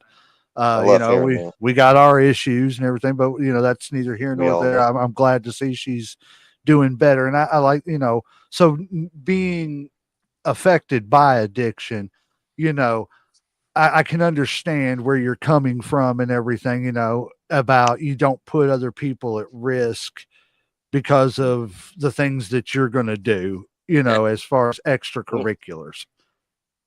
Yeah. But yeah, Yep. Bulldog gets it, but hey, Yeah. I don't know. I'm torn on Bulldog the same way you are because I love him to death. Bulldogs, the tag team themselves are one of my favorites, but when you hear some of the stories, it's like, man, you gotta do better. we can't discredit Yeah. China because she was the first woman to ever hold the men's Intercontinental Championship. That's it. Yeah, let's give But her was it her really flowers. believable, like against somebody like like a real wrestler? Now I understand some of these other little weak guys. Yeah, she could have beat up, but like if she went Yeah. up against somebody real, like you really think we're going to believe she's really going to defeat them without some help? Do you think? Okay, and this is an honest question, and it's no slight to the man, but do Uh-huh. you think that if China at that time and Jeff Jarrett got into a fight, China couldn't have held her own, a real fight, China couldn't have at least held her own against Jeff Oh, Jarrett? she could have held her own. She could have. You talking about like real life, or are we talking A, about like a real wrestling? fight. A real fight. Oh hell no, hell no! I think Jeff would have beat her like a drum. What are you talking You about? sure about that? Because China was a muscular woman. She was, but I mean, like men just have a natural. Most men. I'm not gonna say all men. Most men have a natural advantage when it comes to strength over women and shit. That's true. And I think most people in wrestling are athletic or in pretty good shape. And I know she was more muscular than most, but I think level as far as strength wise, her strength would have been just probably compared to her average guy, been that of average guy. But also, he will need the World Cup because as soon as she kicks him side nuts, strong or not, you're going to have a huge disadvantage after you get kicked there. I'm just going to say, to that argument, Paul Orndorff molly-whopped Vader in some flip-flops. He did. Van Bear was the guy that he was a beast, and then Paul Orndorff whooped his ass. And that's after Paul Orndorff's arm had has problems with the nerves and atrophy. Atrophy. His arm was no good. Damn. Mm-hmm. So I mean, I'm just playing devil's advocate. No offense, Jeff. Yeah, I wouldn't have fought China. That's right. I would have wrestled her. Right. A couple times, I'd pinned her. Right. I mean, she did look good naked. I'll give her that. I took her to the dungeon, Stu Hart's dungeon. Johnny. What? I'm going to admit something right now. In a box here somewhere, I actually have China's very first Playboy edition. I bet you jerked off to that every night. No, I didn't want to ruin the pages. I knew it was going. True. I bought that one for the pages. You want to separate the pages, keep them nice and pretty. A collection. Well, no, you just do the right thing, man. You buy 2 copies.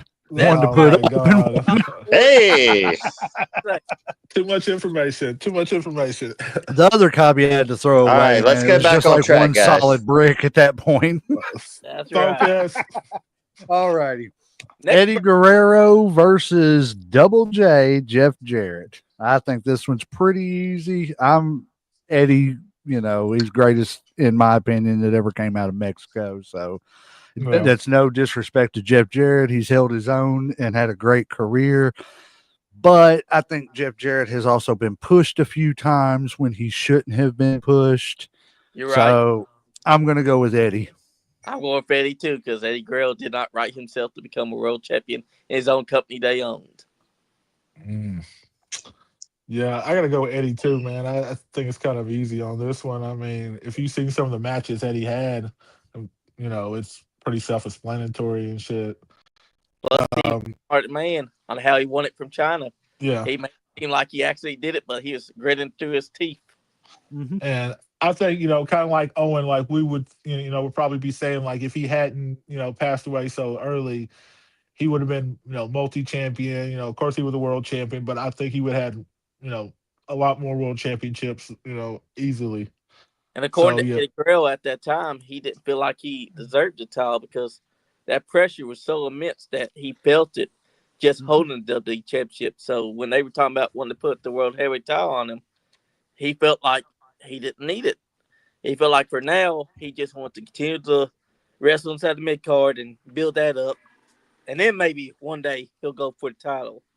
But we never got this yet because Eddie Guerrero would die November of 2005. It was actually 30 years yesterday. Damn, was it? Oh, wow. When Eddie passed away, yeah. Here's a tidbit fact for you guys at the Nice Guy Andy podcast. 1 week before Eddie Guerrero passed away, me and Uncle Slam were supposed to get together to watch the Patriots versus the Colts. He comes over to my house to watch the game. He looks at me. He says, "We can watch the game or we can go watch WWE at Rupp Arena tonight." I was like, "Let's go to WWE." Eddie Guerrero was there. We got to see Eddie 1 week before he died. Hell yeah. Live. Oh. I'm jelly. That's It heartbreaking. was great. It was absolutely. It So, was great yeah. to see him, but it was heartbreak a week later. Yeah. Right. Never thought. Jeff, Jeff Jarrett, he's a great wrestler. He's a second. Yeah. And, he's 6-time Intercontinental Champion, or as he says it on his podcast, assistant manager to the team. But, once he done that new gimmick where he cut his hair after SummerSlam 98 and started bashing people with guitars, like they say, broke 10,000 guitars, never drew a dime. So, unfortunately, Damn. True. I'm giving the Duke here to Eddie. Damn, Skippy. I just, like I said, and like you said, and it's no disrespect to Jeff. There's no disrespect. Was there a little bit of nepotism in the early part of his career because of who his dad was? Yes, his dad was a great promoter. You know what I'm saying? I'm not taking anything away from Jerry or the family or anything, but Jeff was, to me, Jeff was always at best a mid-card wrestler. Jeff's don't technically a third-generation wrestler. His Right. dad's a wrestler. His grandma ran the ticket booth for Dallas. That counts. Yeah. She was the biggest promoter, one of the best promoters running the thing, Miss Teeny. That's right. This match is probably going to cause a little controversy with some of the fans, but that's what we're here for. Unscripted. That's right. Triple H versus the Canadian crippler Chris Benoit. Who would like to start this one? You know what? Since I'll I start threw this him in one. there. Oh, no, go ahead. Go yeah, ahead. No, go ahead. You threw him in there. Do it. Yeah. Since You I'm threw him going in to there, throw him brother. Yeah, I have to explain, why I threw him in there. Obviously, we all know what happened with Chris Benoit and his Yeah. family and stuff. But I'm not talking about that. I'm talking about strictly in ring, him as a wrestler, not personal business. I'm separating that because of Him for 07. yeah, obviously, like what he did was terrible. I mean that goes without saying and shit. But I'm gonna leave that to the side and just go with strictly wrestling. Him, Triple H, and Chris, Triple H and Chris Benoit. As far as them two, I think they would have had the hell of matches. I think Chris Benoit I think he was to me was one of the not the best, but I think when I think of like an Intercontinental Champion, like he's kind of what I envision being, and I think he represented pretty well. Triple H, I still see him more as a world champion. I can't even think about like when he did have the Intercontinental Champion. I mean, obviously like I know he had it, but I don't really like I said I don't think of him as an IC champ. I always think of him the world champ because that's what he seemed like he was more interested in. That's where they pushed him to. He was the main eventer. And I think Chris Benoit, even though he did get a world championship, a couple times, I think he really was a better IC champ. So I'm going to go with Chris Benoit. I know it's going to be controversial. And if anybody has any comments or wants to throw their opinion in, go ahead, shoot. We got the comment section open, so That's right. we will definitely answer you back. If anybody's got any comments about This is any gonna of be a these tough picks, one. It is a tough one because Triple H got Chris Benoit. And Triple H running WWE now. Well, one of the guys, at least running creative. Triple H will be a great creative. He already is running creative. It's not great, but he's doing good. If you we got good ideals.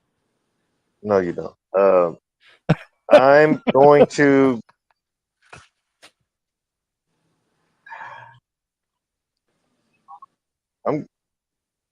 I can't take away what happened in 07. I can't block it out. So unfortunately, no matter what, he was a great in-ring competitor. But however, that night in that weekend in 07 killed it for me. So at the end of the day, I'm giving this Duke to Triple H. Okay, that's cool.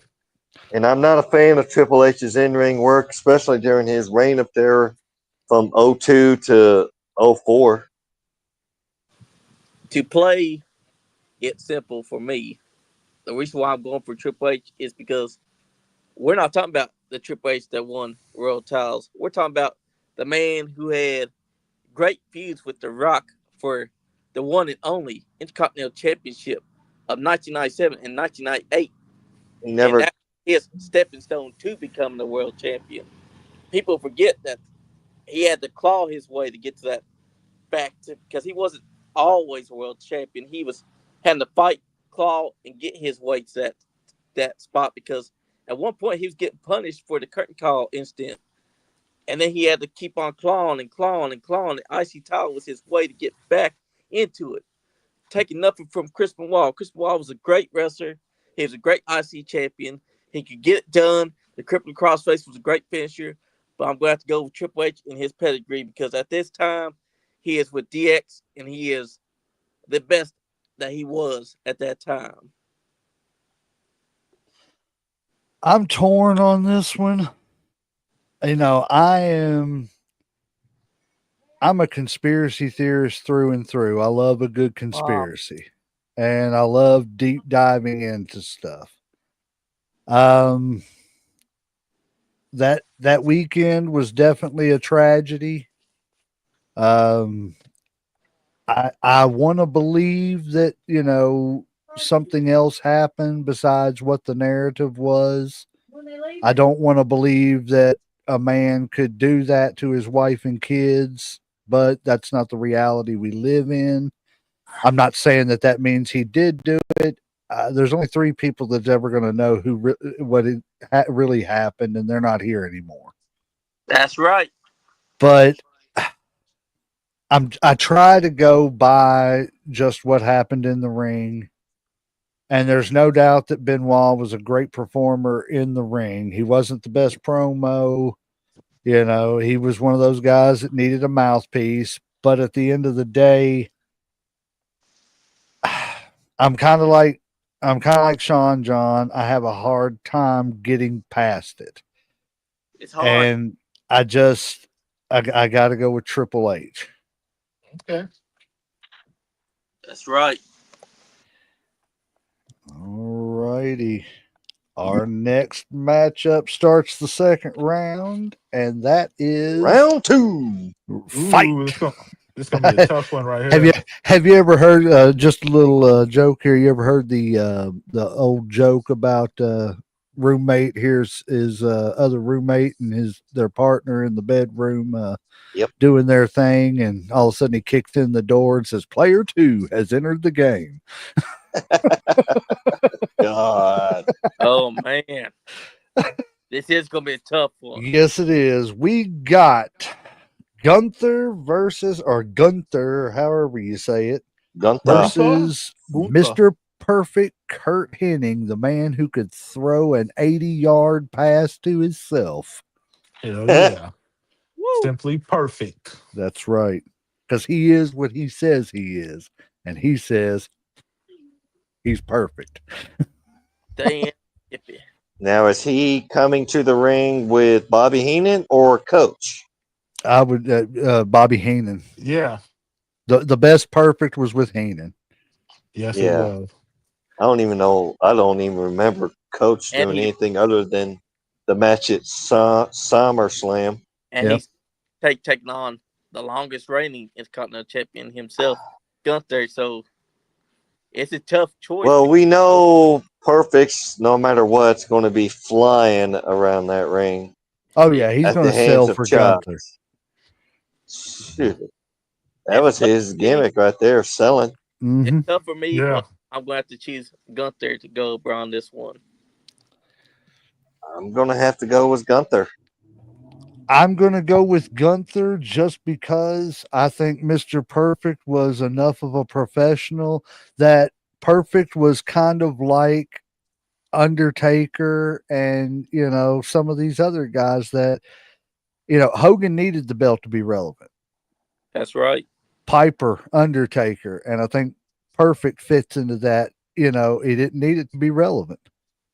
You know, he wasn't a champion whenever the Four Horsemen were giving him his spot. He never, you know, barely was a U.S. champion for a little while in WCW, but anytime he showed up, he was relevant. It was Kurt Hennig, you know, something was Kurt Hennig and the West Texas Redneck. That was you got that. They got that. They weren't supposed to get over No, But they got it when the over. fans would much rather listen to Kurt Hennig, and that made them into baby faces. I don't care if they were booked as heels.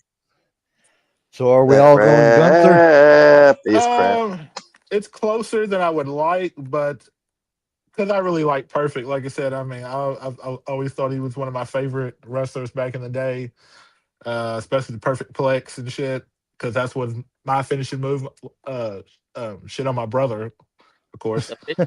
Um, but it's hard to deny Gunther. I mean, like he's the longest reigning. I mean, you know he's pretty much the face of the IC title now. So I mean, I know he's a world champion, whatever, but I'll go with Gunther. Like I said, I don't have a problem with Gunther winning this one, but I still like Perfect. You know, I mean, just be honest. Oh, 100%. All righty. This matchup, I don't think the picks are going to go the way they look, but Razor Ramon versus The Rock. Oh man. Ooh. I'm going. I hate to say it, but in this matchup, I'm putting Razor over. I agree with you on this. Like I said, The Rock was a great heavyweight champ, but as far as a great Intercontinental champ, Razor Ramon's it.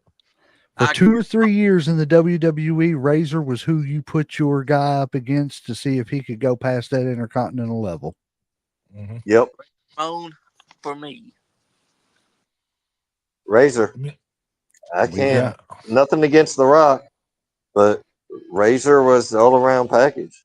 He looked the part. He spoke the part. So in this match, he is going to carve you up. Mhm. Ah, That's he right. carve He the gonna Rock carve up. some lines in that people's elbow or that people's eyebrow. Sorry, Rock, you're yep. taking Razor's edge. That's right. Stack his Yeah, shit. yeah. All right, this next one's kind of interesting too. We got A the excellence legend of execution, Bret Hart and the Legend Killer. versus the Legend Killer, A legend Randy versus a legend Orton. killer. Ooh. That's a good match right there. It's a good match. Because we're talking about prime Bret Hart before Prime Randy Orton. versus prime Randy Orton. That's tough, man. I'm gonna let somebody else start it while I contemplate on this for a second because I gotta take a few Oh wow. things into account here. We're I mean, just ask both. us to pick our favorite kid. I'll get Right. Yeah, I mean, shit. I don't really have a favorite kid, but I could pick Brett, but I could see this going like either way. Honestly, like I can't argue. Like if somebody said Randy Orton, and as far as Bret Hart and shit, like I wouldn't be mad about that because I think they both had great matches. I think if they wrestled together, that would have been fucking awesome and shit. I don't know if they ever did. I'm Yep. pretty sure they didn't though. that. No. I would have loved to see them in their prime because I think it would win one hell of a show. But I'm still gonna stick with Brett just because all the great matches he had with Sean and some of the other, Yeah. I'm a I'm hard, I mean, he like put I said, I'm biased anyway, so of course I'm gonna say Hart. So that's just me. I'll have to stick with Bret Hart too because if you think about it, Randy Orton may be a good technician, but he ain't the excellence of execution because Bret Hart will find a way to stomp his ankle and get him in that sharpshooter for that tap or for that submission. I'm gonna be on the contrary. I choose Randy Orton because he could outsmart Brett and get past that and hit that RKO out of nowhere. May have to be a little vicious, get that vicious '09 Randy Orton and go for that punt. Oh man, that's the one. Ooh, If that punt happens, I he takes mean that a stroke. may So Yeah, I'm going with Randy we Orton. all know how much Brett don't like being kicked in the head. So. That's right. He'll Oh change my it too, god. bro. He'll be saying that damn Goldberg to that damn Randy Orton. His bad Randy worker Orton. kicked my head. hey, he never complained about anybody except for Bill and shit. And obviously, we all know Bill is pretty stiff and shit. Like he wasn't the only one that Bill said that shit. Goldberg.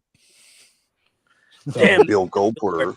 so fuck Bill Goldberg. That's all I gotta say. First he'll say, "I forgiven Bill Goldberg. He didn't mean to hit me in the head." Now it's fuck Bill Goldberg. I know that He motherfucker. wasn't trained. He shouldn't have been that.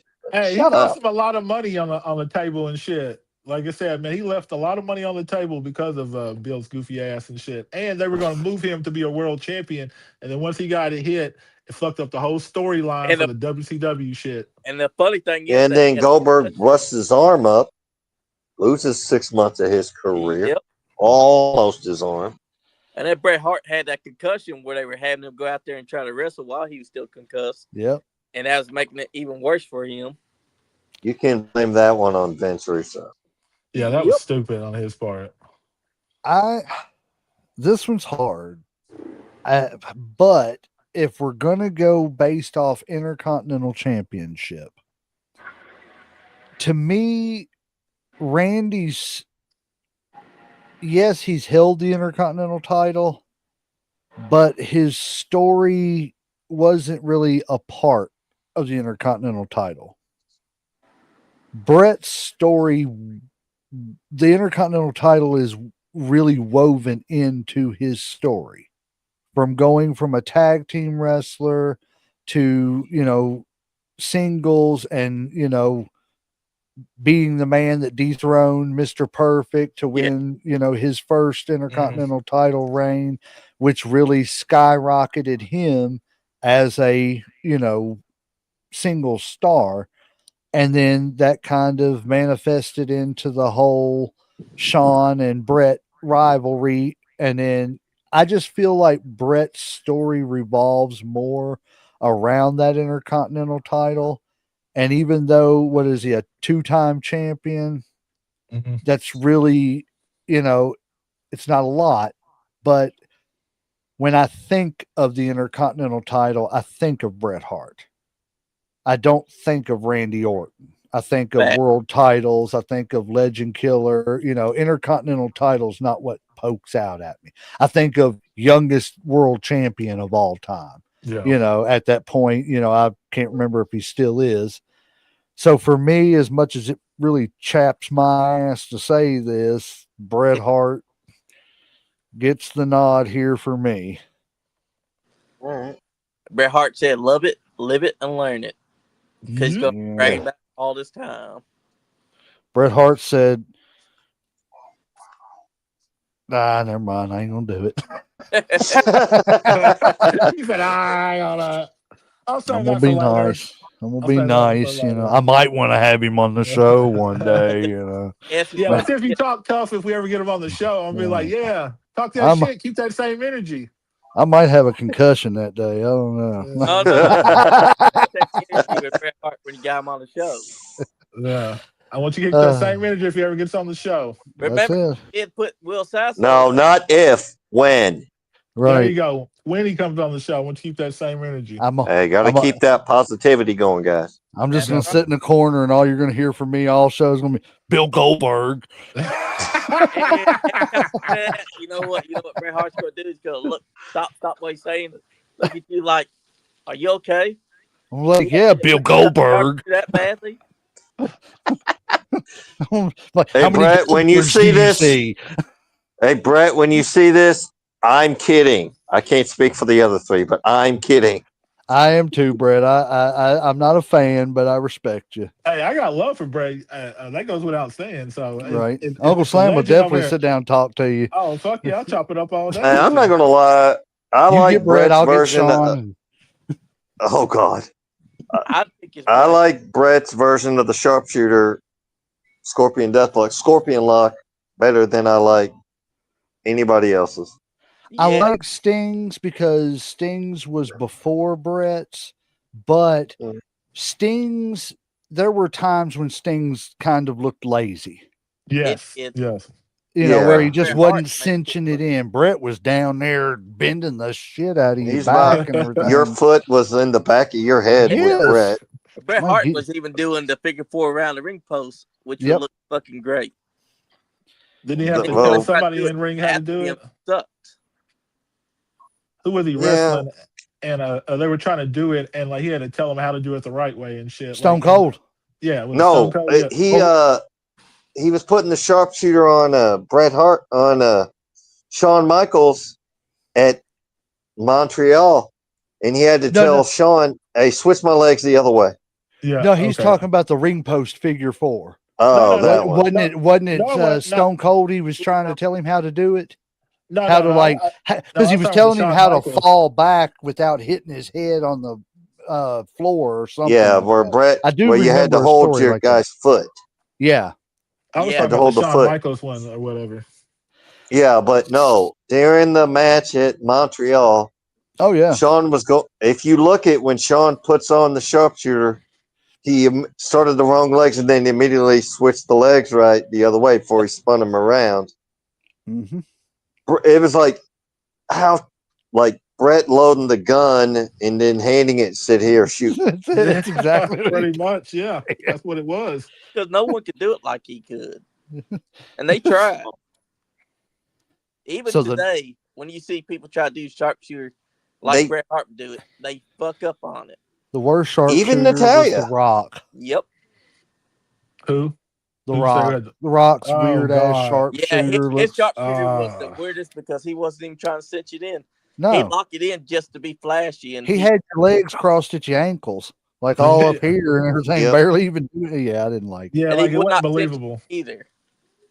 Another So one that put on a good sharpshooter, Chris Harris Yep. yeah, from NWA, TNA, and AMW, and America's Most Wanted, that tag team. He put on a good sharpshooter. let's not forget the Okay. originator of it, Rugged Ronnie Garvin. Oh yes, Ronnie Garber. Actually, the originator of the move was Ricky Choshu out of Japan, sir. That's right. Really, Yes. maybe it But was. the one I to may bring have it to heard. prominence in WWF was Ronnie Garvin. I will give you that Yeah, much. he may have. It may. Though they called it a modified figure 4. Yes, they Him and did. his feud with Greg Valentine was funny. It's Yep. funny because for it to be a modified figure 4, the legs would have had to be inside 4 shape, just like the figure 4. Right. That's what they were. It was a modified, not an actual figure 4. Well, I will say that Bret Hart's sharpshooter looked even better than Sting's. He looked better than anyone that's come after him. Natalia His looked getting the most painful. It Yeah. did. More believable. Yes. Okay, so this one went to Bret Hart, even though we kind of don't like the Chaps whining my and ass complaining he for it, does. but you Hey, know, sometimes Yeah. we'll make up for it next round. So we got Whatever. Hey. Stone Cold versus Rey Mysterio. woo, Booyaka, booyaka. Stone Cold for me. That's booyaka, not bukkake. Whoa, Oh, whoa. Wrong show. We know wrong what's on show. your mind. We know what you're Yeah. going to watch when we're Oh, done wait a here. minute. I This ain't Friday Night Live no more, is it? Hey, now. J Mac just out what he wants to watch after this. He wants to go that's Friday. No, He's I go on promise. a Bukkake channel and he's gonna sit down with a nice thing of lube. He's gonna Little Johnny. Chardonnay. Yeah. Your Put it out to name. children. Maybe draw a bubble bath. I don't know. Just depends on where the night takes me. I'm okay. I'm going to try to steer us back on course, Yes, guys. let's do Thank that. you. Thank you. Grab the wheel. Jesus, take the wheel. Sean Somebody Johns, needs take the wheel. All right. I'm as much as I respect Steve Austin, I'm giving this one to Ray because he could actually out wrestle Steve. Steve was mainly a brawler. that's all thanks to his injury that he suffered. Yeah. Yeah, Yes. because he was really technical, but like before he got his neck. He was technical before he got it. This is a little off topic, but I prefer stunning Steve Austin over Stone Cold Steve Austin. Really? I like Steve. He was more technical about it. I prefer the in-ring performance. In-ring performance, but the whole all-around package was character. Stone Cold over Stone. Yeah. Yeah, there was But just something I about just Stone Cold. in between the ropes, I prefer stunning Steve I agree. over Stone Cold. I agree. I can definitely That's agree right. with that. I don't know. Could you imagine if he'd have had that stunner while he was stunning Steve That would have been perfect. instead Yeah, of the instead of stun him gun, doing instead of the- the stun gun, Yes, I know. dropping them across the ropes, which I mean was smart. You didn't really have to do nothing but just pick them up and drop them. Yeah. Yeah. And you could hit So almost he anybody got with that move from Hot Stuff Eddie Gilbert. Yep. Or what they call it, the hot shot. Yep. So I'm going to go with Stone Cold on this one. And to me, it's just a no brainer. I like Ray, but Stone Cold, you know. I mean, Right. his feud with The Rock over the Intercontinental Championship is kind of what boosted him up to that level to be a, you know, that and the Bret Hart match. You know, Yeah. the Bret Hart match put him in the title picture as far as the That's Intercontinental right. title, He and refused then to quit. that when he threw that belt in the river and all that stuff and everything, that was just great. You know, when you look at your beeper and you get a 316, you better turn around. You know, and then he That's got right. looks That's the down. That was great. Speaking of which, somebody actually went out and dove in the wator and got that belt. Did they for real? I would have Yeah, right too. after the Raw went off the air, he went in there and because they used an old tag team belt, Yeah, and he dove in there at night Yeah. after the show and got the belt, tried to sell it back to WWE, and they told him to keep it. So he's got it. I'd have kept it too. I wouldn't have even Yeah. tried to sell it back. Yeah. I would have kept it. Yeah. Saved it and shit. Yeah, I thought, okay, that's some dedication right there. I know. How deep I was the ain't mad water at there him. at night and shit? Now I might got have him done it in the belt daytime, for free. or And, like if I had a magnet or something, I would have threw it in there and and fished it for it. was But in December nah, fuck all that. I'd in do the that. north No. at night. Oh no, Try- No. I'm getting my teeth are rattling just thinking about that. Uncle Legend Slam already likes to know. camp in the wintertime. Yeah, right. We all know I am not a tropical person. I done told you. I'm a tropical people. I don't do all that cold shit. So no. I ain't in no December. So Yeah. are we all going with Stone Cold on I this kind of except for the yeah, Stone Ray? Cold. yeah, Stone Cold all the way. I don't think it's really that hard on Okay. that one. Good. Now we can get retribution on that one that we messed up on. What the HBK one? Yeah. No, the one right above the Uh, Stone Cold one there. nah, that sounds about right to me because that's gonna work out beautifully. You know, they had a match and shit. You know, so So Yep. we got Heck yeah. Steamboat and RVD. ooh, The what is it? The educated feet versus the educated hands of Steamboat that could Yeah. chop you into non-existence. That's And right. those arm drags from Steamboat, though. Greatest arm drags ever. I don't That believe Yeah. this that man, yeah. Rick Dragon Sorry. boat that was doing things that these young guys today wasn't even thinking about. Mhm. He's doing things that's getting the fans electrified. Yep. Un- much as I Including taking respect, DDTs on the concrete. ooh, yeah, he's the first guy to do it. Yeah. damn. And Yeah, I that's will go with Ricky the Dragon Steamboat on this one. I I am think. too. Yeah, I think everybody I'm was gonna say that. It wasn't hard with RVD, honestly, man. Are you going Steamboat. with Yeah. us? Okay, everybody's going Steamboat. And I believe the next one's pretty self-explanatory. No, I don't think it is, honestly, on this one. Like, I think this is one of the tougher ones and shit. Given I the I got to give it to HBK. Not, and I'm honestly not doing it by bias. Again, I've just got to go with Hmm. the relevance Mhm. of when they were Intercontinental Champion. But you're gonna I, go the Miz's 8 championships, even though 2 of them I don't think will really count because they were really short. But his 8 championships, as far as IC championships, compared to what HBK's what 2? yes, 3. As He's a was it three-time 3? Intercontinental Champion. yes, I would put HBK's 3 versus Jericho's 9 versus anybody else, Are and I you would saying do, and I would do quality this. quality Yes, over quantity? because of Yeah, what the quality. title and the rivalries at the time meant. And I was bad as I'm going to hate to say this, I would do the same thing for Bret Hart because the titles and the stories just meant more for what was going on in the business and in that company at the time. This is really Fair. tough on me. Like I said, I mean, I definitely agree with what you're saying because I understand quality over quantity, but at the same time, I can't just forget about all the shit the Miz done. Like, even though I do agree that I think HBK had better matches, like when it came to the Intercontinental Championship, I think his matches were, like legendary. I'm not saying the Miz didn't have good matches, he did and shit, but as much as it pains me, I guess I'm gonna have to agree with you on that and go, who, the 3-letter guy. Art for me. Oh, we got the Vipress in here. She's come in Is just the in Vipress in time. it? Oh, what's up? Cypress. Let's Vipress. bring her in. Let's get What's her in up? here. I may have to change the layout here, but give me just a second here, Vipers. Y'all go ahead and keep talking. I'm gonna I've get her chosen. in here. Yeah, HBK was more about quality over quantity. It was at the time when you were Intercontinental Champion.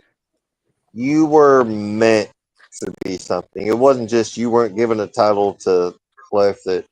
And as much as I love The Miz, I'm going with HBK over The Miz. No. HBK could wrestle circles around him. He could. Mm. At that time, HBK was on top of the world, even if he had his issues. Actually, I mean, I guess that's almost a testament to be on drugs, be that fucked up, and still be that good. Yeah. Fuck. Damn, that is Yeah, messed that's up. about right. I mean, Predominant issues. That's He like still Lawrence was Taylor on on coke. fingers with even Bret Hart, and they had heat, legit. Yeah, real heat and shit. That's even before the Montreal Screwjob stuff. Because even then, they were still willing to work with each other. I mean, you look at the super kick they against Bret Hart. He was fucked up on drugs, but he was able to do that super kick without hurting Bret Hart for real. And Bret Well, Hart, Hi, everyone. What up? hey, Vipress. what's up? Can you please? I'm good. I just got home from my first thing I had to do today. I had a fashion show for my youngest kid who is autistic and has, among other issues. So it was a really good experience. And I seen that you all were still in here. So I was like, why not jump in and see what's going on? Come on That's in. right. Yeah, come on You in. give us We're some in opinion. second round of the tournament. Yep. Just the second one? Yes. Yeah. So Second round, we've agreed that Okay. HBK beat the Miz, right? Yep. Yep. I don't. Yeah, I heard yeah. that conversation. I don't, but okay.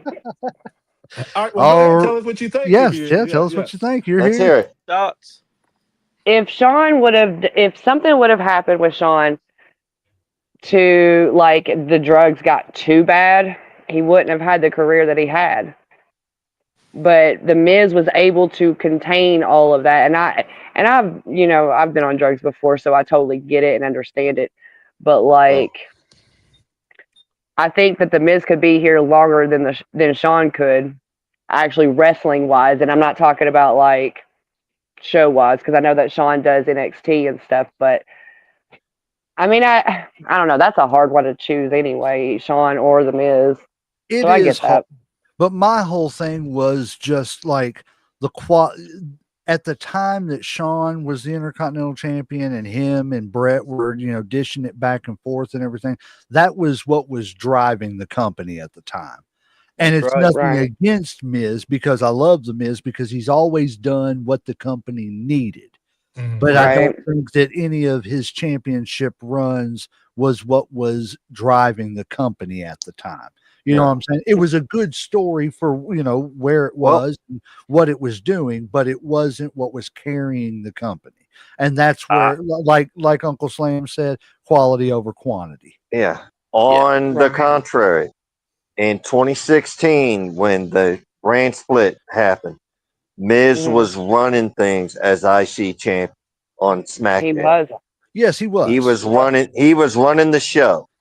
Nothing against Yeah. at the time Dean Ambrose, AJ Styles, or even John Cena, but Miz as IC champion in 2016 alone, Ran that shit. he Yeah, ran don't it. forget that And promo they his got. promo on Talking Smack that episode, chef's kiss. I'll say it all day long. Because that wasn't the Miz talking. That was Michael Mazanin. Yeah. Yes. And I give it to him. 100%. He is definitely a first ballot Hall of Famer. Mhm. If he doesn't go in first ballot, then whoever's voting needs to be taken out behind the barn and Take Smack in the head. whatever, beat the hell out of them or whatever you got to Right, do. right. Mhm. take them out.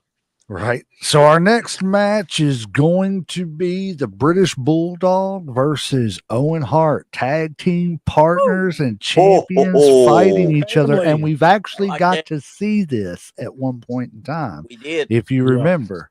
Crowning the So, very first European champion. yeah. So we do have something to go on with this match. I'm That's going true. with Owen. He could out wrestle anybody, and he was better than Bulldog in the ring. He was better than 90% of the WWF roster at the time. I agree with that. I 100% agree with that. I'll go with Owen Hart as well because Owen Hart was the pure package. Mhm. As much as I love the Bulldog, and as much as like I said, I was raving about that Regal and Bulldog match at Halloween Mm. Havoc, which was some, of the, Mhm. like I said, some of the best chain wrestling I've seen in a long time. Yeah. I got to go with Owen. Owen was just, he's all around package. Yeah. Owen I got that agree. one back against Dave Boy Smith. Mhm.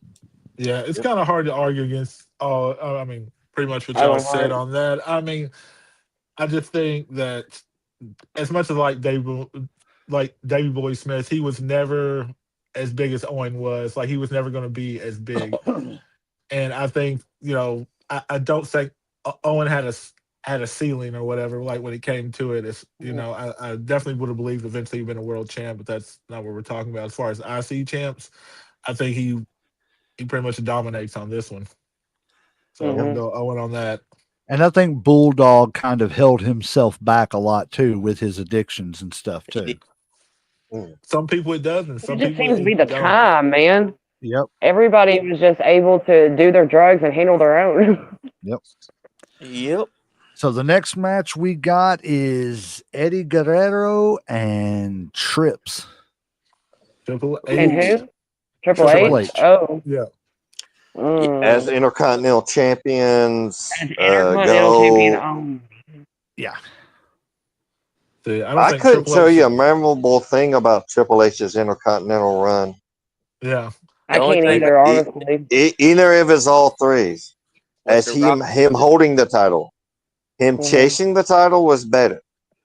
But Yeah. once he got the Intercontinental title from The Rock at SummerSlam 98, he went Yeah. into that match injured. So what was the point of winning it if you're going to give it up to Ken Shamrock? Right. And he didn't do no big deal. He just handed it to him and then walked away. Said, I got Yeah. two Mhm. words for you, and then goes out and rehabs his knee. Yeah. Going with Eddie Guerrero on this one. I agree. I kind of agree. He I was go. more memorable as an Intercontinental champion than Triple H ever was. Yeah. Yes. Yes. And I Plus, don't he had think. better matches. Yeah, I don't think Triple H.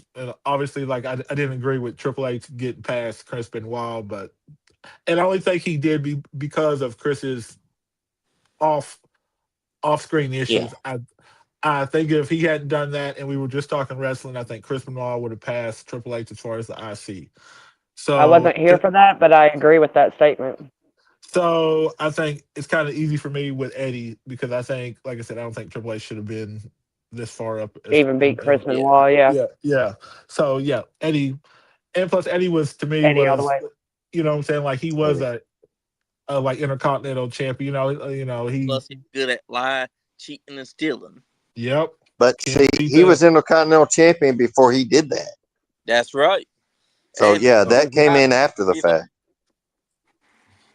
But, and Eddie, when he won I was in the crowd here in Lexington, Kentucky, where Eddie Guerrero first won the Intercontinental title in that triple threat Mhm. on Monday Night Has Raw. everybody seen Eddie but me?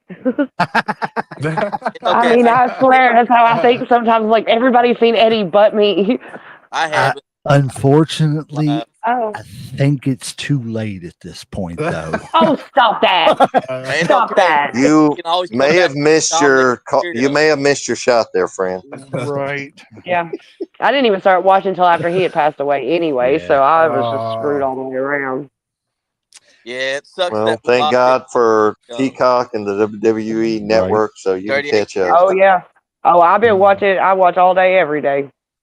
We are Hell yeah. now down to the Elite Eight, and I am going to name the Elite All Eight. right. We've got Gunther versus Razor Ramon, Bret Hart versus Stone Cold, Ricky the Oh, Dragon Steamboat versus the Heartbreak Kid Shawn Michaels, and yeah. Owen Hart versus Eddie Guerrero. If this isn't some of the best If this isn't the matchups, matches for the time for the, oh my lord, this is I crazy. know. I so don't know let's how we're Well, gonna it's beat start like this. with pick your favorite Gunther. kid, right? Right. Let's start with Gunther versus Razor, and since she's brand new, Gunther versus Razor. we're gonna let her start off this round. Vipers, Well, you this is take us probably not the best round to start off on because I didn't watch Razor Ramon as much, so I'm gonna have to say Gunther just because I know his entire his career better than I know Right. Razor Ramon's. Okay. Yes. But also That's at the same that's time, he fair. also had like a significant it was 666 days, and I think Razor Ramon's was only like less than 2 months. Total. No, he had it I think longer No, than he that. held it longer I than have it two written months. down. I can't Might have remember it exactly, actually. but like I said, I think yeah, 198 days, and then 140 days, and then 88 days, and then 65 days. So Yeah. yeah, it was a little bit more than that, but that's still way less than 666. And then, like I Yeah. said, I understand Gunther's career better than I understand Razor's. So Yeah, that's Okay. fair. I can see why you see Fair. that. Fair. Definitely fair assessment. Tough one. But I'm going to have to go with Razor Ramon on this one. Purely because Razor Ramon, Gunther has held the title the longest out of all of the Continental champions. Razor Ramon would find a way to overcome Gunther in his chops and any offense that he can throw at him. He was the machismo. So I got to go with the Razor's Edge on this one. Uncle Slam. All right. This to me is really tough because I can't dispute Gunther's, reign as far as being the longest champ. And it's kind of hard because when I think of it, of like Intercontinental Championship matches, I think of Razor Ramon and all his matches. And part of me is going to have to go with, like what I said before, quality over quantity. So I'm going to go with Razor Ramon on this one just because I think his matches were better, even though Gunther had it longer. And maybe they, maybe Gunther kept it because there really wasn't anybody else that could have carried it at the time. Yeah. But I just think that quality over quantity, and I think Razor's matches would hold up or still hold up better than Gunther's matches because we still talk about them as far as the ladder matches and then the Shawn Michaels. Actually, wasn't it Shawn Michaels and Razor that first had the ladder match, or Yep. was that Brett? It was the inaugural ladder match. Brett and Yeah, Sean had it first, but it was like a house show, live yeah, event type deal. yeah. So Taped Razor for Coliseum Video. was the Mhm. first live one. So But the I'm gonna go first with one on TV on pay per view was Razor and Sean at WrestleMania 10. The so unified IC championship. yep. I'm Y'all gonna go keep with Razor talking. Ramon though. Yeah, I don't have any problems with that one right there. Like I said, like Razor Ramon for me. Sean, what Razor. about you? You going Razor too? I'm going Razor. Nothing against Gunther. Dude can go, and his moveset isn't flashy.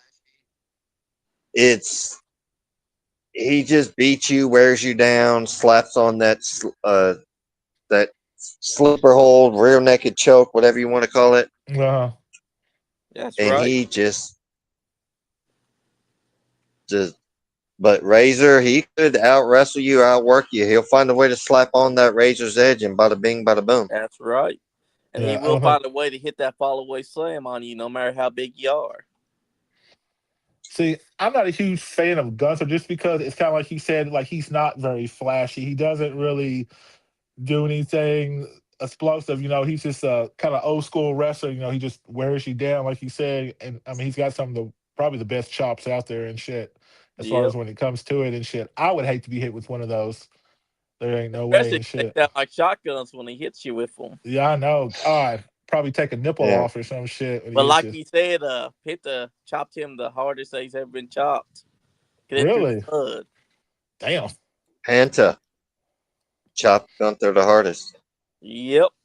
Sorry, I had a station identification. And that pretty much gives Gunther a little bit of uh credence because him going through that chop battle with Penta meant that Penta had strong chops.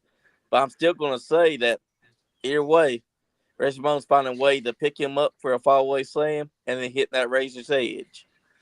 So how many Gunthers and how many Razors we got? We got all razors except for one Gunther. No, yeah. So Well, I am going to have to. I got to go with Razor, and it's nothing Okay, against 4 Razors, Gunther. one Gunther. Nothing against. Oh, No, it's nothing against Gunther. Gunther's great, but my reasoning for going with Razor is just like I said earlier. There was at one point in time when Shawn and Brett had ascended up to the world title status, and Razor, they were up there fighting with, Diesel and, all the world title guys and everything. Yep. Razor was the guy that you put the guy out there with to see if he could run with, Shawn, Brett, Yep. whoever else was out there.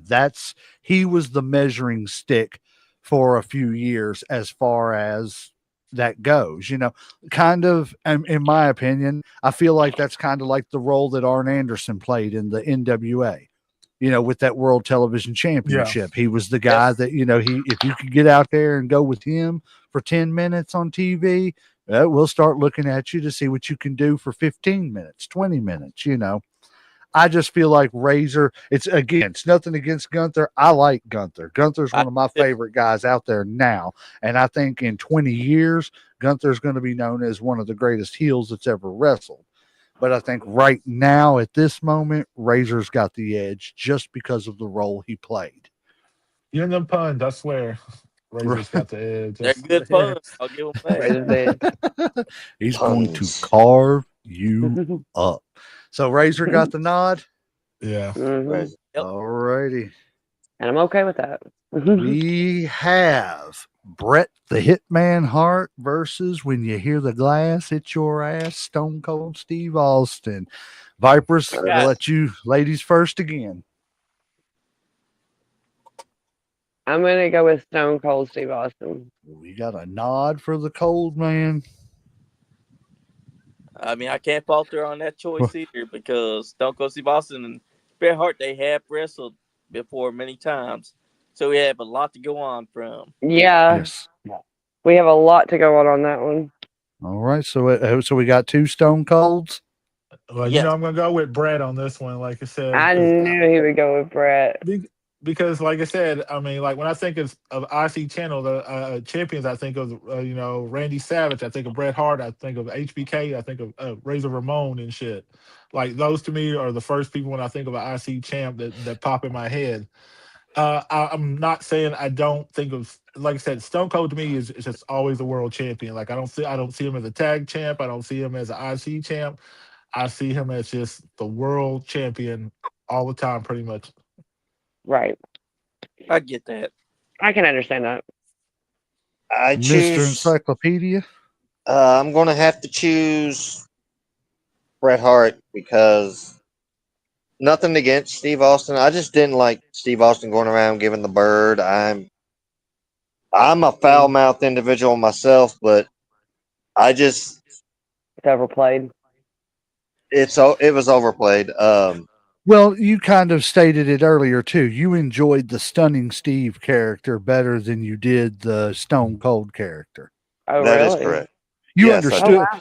Oh, wow. I understand, and to an extent, I do agree with you to an extent because my extension of it was for the in-ring stuff, but I see what you're saying too about the character itself too. I get it. Go ahead. Sorry, I didn't mean to cut you off. I just no, I see what you're saying. Problem. Bret Hart was my, Bret Hart always the one that inspired me to just like it because his selling was believable, wasn't cartoonish. And there's nothing against overselling like that. He looked like if you worked his knee, like you were really hurting the man's knee. Mhm. Mhm. As Intercontinental Champion, that match he had with Mr. Perfect in '91, that's still the best Intercontinental title match of all time. And speaking of Intercontinental, I'm going to throw out a little bit of useless knowledge as the encyclopedia knowledge That's that I right. am. The PLE pay per view, whatever you want to call it, that the Intercontinental Championship is the most in danger of switching hands is SummerSlam. Oh yeah, it's Because, notorious for switching hands at SummerSlam. just Sure. about every SummerSlam, the Intercontinental title changed hands. Yep. Mhm. That's Well, it looks like useless I gotta knowledge, be but it, the That you- tiebreaker here. Yes, you do. So we can put the coin away. Oh my god! Yeah, we can put the coin away because we like. I we already got know five. who's picking. So as much as I'm gonna hate this again, Oh no! Oh I no! Oh, I Oh I no! just like my argument with Sean, Brett's story around the Intercontinental title just meant more than Stone Cold's. Stone Cold's was a stepping stone to get him up to the next, yeah. step of, That's right. it wasn't that it was a long title reign. It wasn't that he really, the only real feud I can remember of him having with the Intercontinental title is with The Rock, because the one with Owen got cut short. Yep. So it's like, I got to give the nod to Brett because Brett's Well, career just revolves around it more. That's right. So I give that fair. Well, now we go to Ricky the Dragon versus Shawn Michaels. Woo! We will Who start against with Sean? I'm you, sorry. Ricky the Dragon Steamboat versus Shawn Michaels. We'll start with you again, Vipers. We'll just go around the table like we have been. Mm. I don't like going first because y'all make good points, and it makes me like want to kind of change my tune at the end. Well, Superfly, you go ahead and start us this Yeah. time. All right. As much as I like HBK and he's always had great performances, I'm going to have to go with Ricky the Dragon Steamboat strictly because he had one of the greatest IC championship matches of all time with Macho Man Randy Savage at WrestleMania 3, hands down. Whereas HBK's had some good performances, I have to say Ricky the Dragon Steamboat, his quality of matches were always top notch. Uncle Slam. uh, normally I would probably go against HBK just because I dislike him so much. But like this really is kind of hard for me and shit, honestly. Like I said, because Steamboat had classic matches, HBK had classic matches. Um, like I said, like those are the people when I think of Intercontinental Championships, I think of them as far as their matches. And it's hard to get over Steamboat and Randy Savage, but it's also hard to get over HBK and Razor's matches and shit. So it's like they both got a great resume. Um, God, I don't know on this. I might have to put my. I guess Ricky. No, damn. I never thought I'd have this. Ugh. Dilemma, especially over Shawn Michaels. I know because my mind's saying one thing, but my body's saying no. Um, Like, no, my heart can't say it. yeah. Ah, because because it's really easy to make a case for both of them. Like so, but It really is. I guess just because I got to watch HBK a little bit more, I'm gonna go with HBK on this one. Just by the slightest of margins. I So we mean, got very one slight. Steamboat, one HBK. Vipers, would you Alrighty. like to go now, or do you want to wait and let Sean go I, first? I'm gonna go ahead and say Shawn Michaels just because I kind of agree with it. I think that Shawn had a more in-depth storyline wrapped around the Intercontinental Championship. Besides the fact that I've watched Sean's stuff way more than I have Steamboat, so I'm gonna go with Sean too. Sean John? I'm going to go with Shawn Michaels, not because I don't respect Steamboat, not because I want to go along with everybody else. Steamboat, I've noticed that every time he doesn't get his way, sometimes he will leave a promotion. Hmm. Like when he lost the world title to Ric Flair, he left, went back to the WWF, or went to another promotion, then goes back to the WWF. Then when he don't get his way as WWF, he goes back to WCW. So when he doesn't get his way, he'll leave. And, Pack your ball sometimes and it's, go home. Hmm. I wouldn't say take his ball and go home, but he just won't stay in a promotion if he doesn't feel respected. Shawn Right. Michaels, right or wrong, was loyal to VKM, Then again, but wasn't tied. he'd also be the first guy to go into VKM's office Tell him to and tell piss him off. to go F himself. Yeah, to go tell him to piss off. I mean, that was And classic story. Steamboat What was it? Yeah. Go ahead. Sorry. A lover's Oh, clash. Shawn Michaels wanted to know what it took to get over, and he just stormed in the office, said, "What have I got to do to get over?" And Vince goes, "You just did."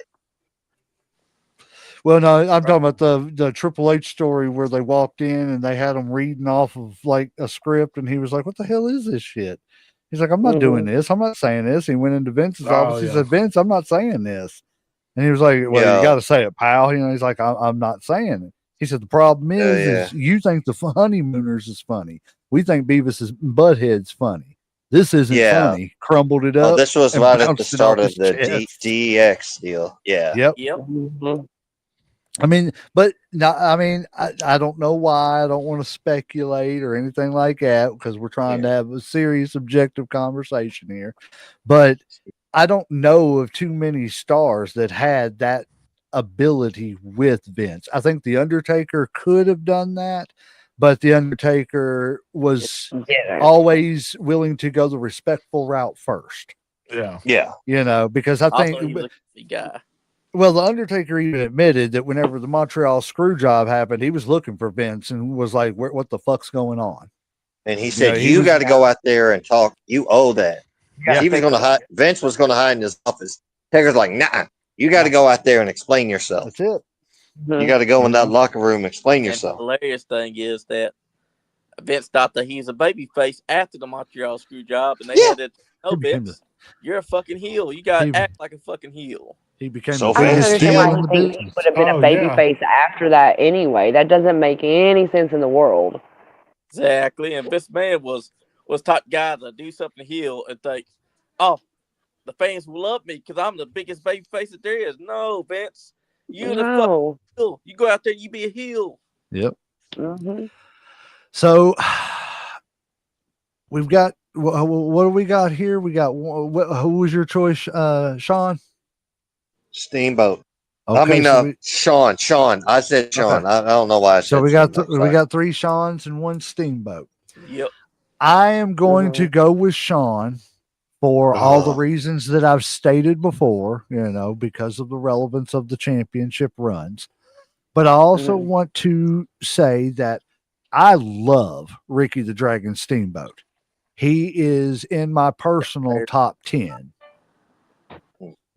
Now, in saying that, though, people forget because that WrestleMania 3 match was so great with him and the Macho Man, people forget that his Intercontinental title reign was not memorable. No. Ricky Steamboat literally held the title for 65 days. So yeah, it wasn't very long. He won it on March 29th, 1987 and lost it June lost it on the 2nd, 1987. Now he lost to the Honky Tonk Man too. Yes. Yep. And and that started and the reward for the Honky Tonk Man was for 30 years or 40 years, you got to be the longest reigning Intercontinental champion of all time. because Right. you were willing to go out there and do work. Now, right, wrong, or indifferent, I don't know. I do know that Steamboat liked to have a lot of time off to spend with his family, and Yes. hey, that's commendable. sense. He wanted to be present for his kids. I'm not going to hate on a man for wanting to be a dad. Especially Right. when you got kids, and especially if you got the means to do it. You Yeah. know, Right. but I also understand Vince's aspect. We've repeated the phrase several times on here. Intercontinental Championship and the United States and the TV Championship were the Yep. workhorse championships. Those were the Okay. champions you knew you were going to see every week on the TV show. Yeah. So he wasn't willing to be that workhorse champion, and in that aspect, I got to give it to HBK. And that's fair. Okay. So HBK moves forward in this round. All right. We have one more match in the Elite Eight, and then we go to the Final Four. We have Owen Hart no. versus Eddie Guerrero.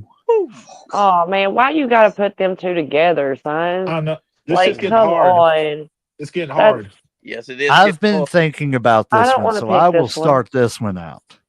I don't want to pick.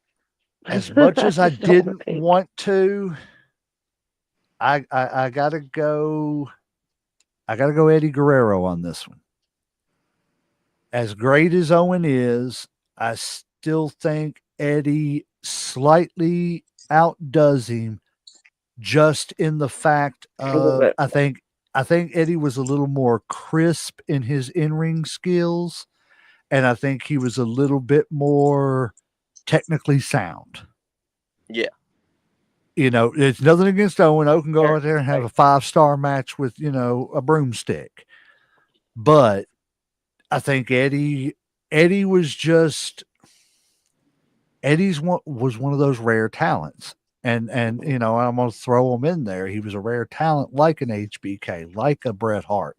Mhm. There was just something about their performance that was believable. Mhm. You knew when you watched Shawn, you were probably going to watch Shawn get beat up for 30 minutes. But when you watched him get punched, he was going to fall in a way that, damn, he got his shit clocked, Yeah. or Brett, when Brett delivered a backbreaker, oh, damn, that looked like that hurt, It's like he really broke his Right. back. Right. So and Eddie was the same way. He knew how to make it look like he hurt you without barely touching you. So I got to give the nod to Eddie on that one. As much as I love Owen Hart, I also have to give the nod to Eddie Guerrero. See, agree. I'm about opposite on this. So it's like I'm Really? gonna go Owen because I think I kind of disagree just a little bit with Legend just because I think Owen was more technical than Eddie. I think Eddie was more likable. I think he had more personality, and I think he got over with the fans more than Owen Hart did. So Yeah. I think that's why people kind of because his whole spick, the whole lie, cheat, steal. You know what I'm saying? Loved it and shit. You know what I'm saying? Everybody loved that shit. But I think as far as the Intercontinental Champion, I just feel like Owen, like if they ever got to wrestle, I felt like Owen would have probably won it or whatever. But I feel like he was the better. It's hard to say better wrestler because I feel like that's disrespectful to Eddie because Eddie was such a great wrestler. But I feel like he was the better wrestler there. Not the better performer and shit, but the better wrestler. Can I mean, like, elaborate on technical? something and Yeah. see if can I All right. elaborate on something and see if this Yeah. explains what you're trying to say a little bit better? Yeah.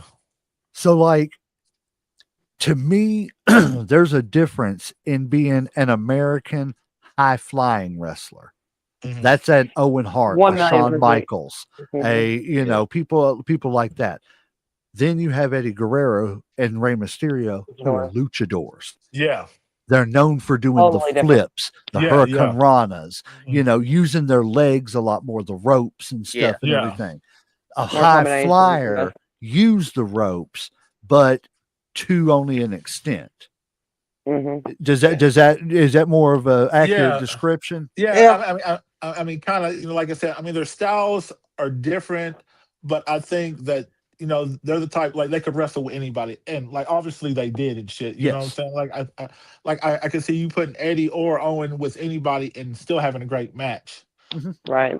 So like this, me just comes down more to just personal choice, and so you know what I'm saying, like because I get can make a case for any of these guys to be the greatest Intercontinental champ, because this list, where it's got down so far. So just my feeling alone, and it's kind of like I said, I'm gonna say Owen Hart, but that's just me because We got I'm a Hart fan, but like this can go either way. Like one I said, O and two Eddies. 100%. All Who right. wants to go next, Sean or Vipers? Sean, you can go first if you want. All right. Actually, you go. I got a sweet tart I'm chewing on right now. So Oh, give me a second. right Oh, more. Hey, okay. that's Well, I I can ain't get. say nothing, man. I ate about a half of a big ass cookie earlier, so That's so funny. That's amazing. oh, What go we do ahead. here. that's right. oh I'm yeah. gonna have to go with Eddie. As much as I adore Owen, like I really do, and he's such a great technical wrestler and one of the best to be in the ring with. Sure is. I am gonna have to go with Eddie because of the charismatic way that he was and the way that he just got over on Yeah. everybody, and it didn't matter if he was a bad guy or a good guy, you still loved him no matter what. That's And three he Eddies, just right? Yep. 3 Okay, Eddies. Yeah. sorry. Go ahead. Go three ahead. Eddies, Keep yeah. going with your opinion. Yeah. No, and I'm gonna have to go with Eddie. Like I said, as much as I'm not taking anything away from Owen at all. It's just by that much though. It's just by that much. Just a For little me, it's bit. a coin toss. It really Yeah, is. see, It's that's what I'm hard. saying. It's It's that just hard. that little of a difference. Mhm. Yeah, it was like the Owen Hart Chris Jericho matchup from earlier. I was like, "Good God, make me pick my favorite kid, why don't you?" Yeah, I know I've overplayed that I'm line sorry about the today, but matches, you guys. I didn't mean to Hey, like screw everybody up on all of this. no, no, no, no, no. no, no. That's You what were we're We good here for. loved matches right it. here. Yeah, you didn't screw It nothing keeps us up. on our toes, Miss Vipers, Yeah. and Yes. I love that. That's my job. However, I am going to go with Eddie because he was like he made you hate him, but he also Made he you could love look them. at you with that childlike innocence, and you're like you can't stay mad at him for too long. Like, Hmm. uh, How many times you ever clap for the bad guy to grab a belt, hit somebody, and then or not even hit them, toss it over to him, and act like he got hit? You know what I'm Exactly. saying? oh, That's classic. I laughed every And time. it's the Eddie plus, Guerrero spot. Mhm. I was at a show in Ohio. I went up to my whole hometown, and their show was going on. I went there, and in the middle of a match, there was a six-way. How do I word this? A six-way Eddie Guerrero lie, cheat, and steal spot, like a six-man tag, That's and great. everybody went like you. Like it was That's great. I think even hilarious. the referee got into it, Oh That wow. is and then great. one referee did it, and one guy starts counting. The referee that was originally in the match goes, "What the hell are you doing?" That, that's just like, man, if Eddie was here right now, he'd be in hog heaven. So and as Hmm. much as I'd prefer Owen over Eddie anyway, but in this tournament, Eddie Guerrero with his lie, cheat, and steal, you could look at him as like an innocent child, like you can't stay mad at him. even as Latino Heat. Yeah, as Right. Hmm. Latino Heat, you loved it. I mean, Latino Heat. he shows up to a pay per view after a prom on a Sunday, and a originator of the lowrider, him in China. Yep. Oh yeah. That's it. I mean, Yeah. he was just great. Yes, Mamacita. He He was was just, another great mind lost too early. Oh Yep. yeah. yeah. Years old. All right, so we're down to the final four, ladies and Final gentlemen. four, you We guys. have got Razor Ramon, Bret Hart, Eddie Guerrero, and the Heartbreak Kid, Shawn Michaels. I don't like where this is going. The I first don't like where this match, is going. the first match is Razor Ramon versus Bret the Hitman Hart. A classic matchup. We've seen it 1,000 times. Miss Vipers, take it away. Mm, I don't know. I get so stuck at this point especially the last time we did this. I really don't know. It's like it really is like It's picking when your kids and shit. Because I'm like, I know, and I can't pick. I can't. Shit. It's tough. well, that's the point, though. Like you said, it's not supposed to be easy. No. Anybody else have an opinion before I do? I do. All right, Okay. And you're going to hate me, J Mac. I'm going with Brett on this one. Mm. Nothing, everybody on here has expressed our love and admiration for Razor, and we've expressed our opinions and respects on the abilities in the ring of Bret Hart. He was just, hey, I'm dropping the whining part. I know. He won't give it up. But however, Brett was slightly better in ring than Razor.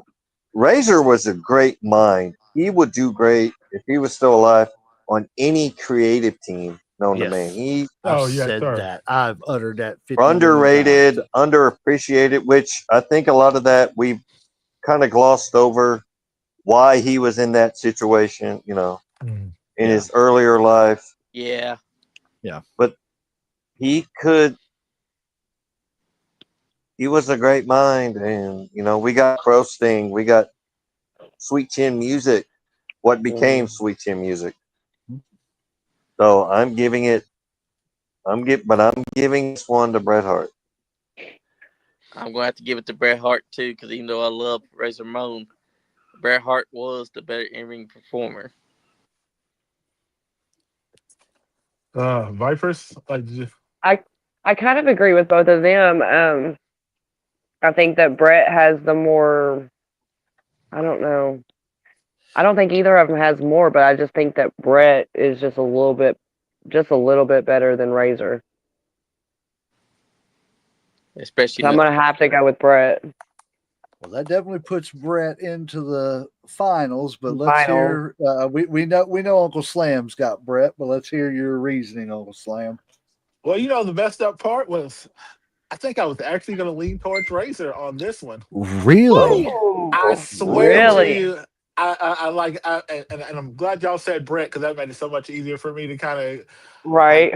Be like, okay, I'll take Razor. I don't know, because Razor's a 4-time champ. Brett, I think he was what, maybe 2, 3 Two. IC champ, 2. Both had great matches. I'm pretty sure they went against each other too a couple times and shit. But damn, I mean, y'all talking about making it hard on somebody like just, yeah, this is like the one from before and shit. Like it's just like y'all remember, like it's just so hard to choose between That's what makes two. these so good. That's what I love these Damn. kinds of shows. But I think my heart's kind of leaning towards Razor on this one. God, it's so fucked up. Like that's hard for me to even say. I mean, because like I guess maybe because I consider Brett more of a world champion than an intercontinental. Yeah. But like I said, God, man, this hurts my heart because like I am just so torn. Yeah, I guess I'm gonna have to go Razor on this one, man. Like really, That's really, really crazy, tough one. man. I know. Like, how do you think I feel inside? Like I'm eternally I'm torn up over sure. here. I want I'm over to here like, mark what am I? this moment. I want to mark this We need to moment mark this that moment in history. Uncle Oh, Slam decided to go against Bret Hart for once. it is so hard I, for me to go. Like, And it we have this really is. Like, conversation every show. I know. Well, Like, trust me. we're going to have to mark this moment too because I am going to give a 4-1 vote for Bret For Hart. Brett. Oh, And it's just That's even simply because the Intercontinental is such a major part of his story. I agree. Yeah. It's just he is part of what makes the Intercontinental Championship. It was relevant, yeah. It meant but more it back was then. but well, it got relevant whenever Steamboat and Savage elevated it. yep. But it kind of, after the Honky Tonk Man's big run, it was kind of, they tried to put it on Mr. Perfect to elevate it back up and everything. And it just, didn't seem to work out. You know, it was a great run for him, but it just didn't seem to elevate it the way they wanted to. They tried to put it on Texas Tornado, I but thought the when Honky they Tonk lost to the Warrior though, right? Oh, he And then the did, Warrior had, but and then the Warrior had it up till he lost him it and to Hogan. Ravishing Rick Rude. You know what I'm saying? And then he won it back, and then he held it until he lost it to Hogan. Okay, yeah. But it was like, Hogan even never won with the that, Intercontinental Champion, no, was he?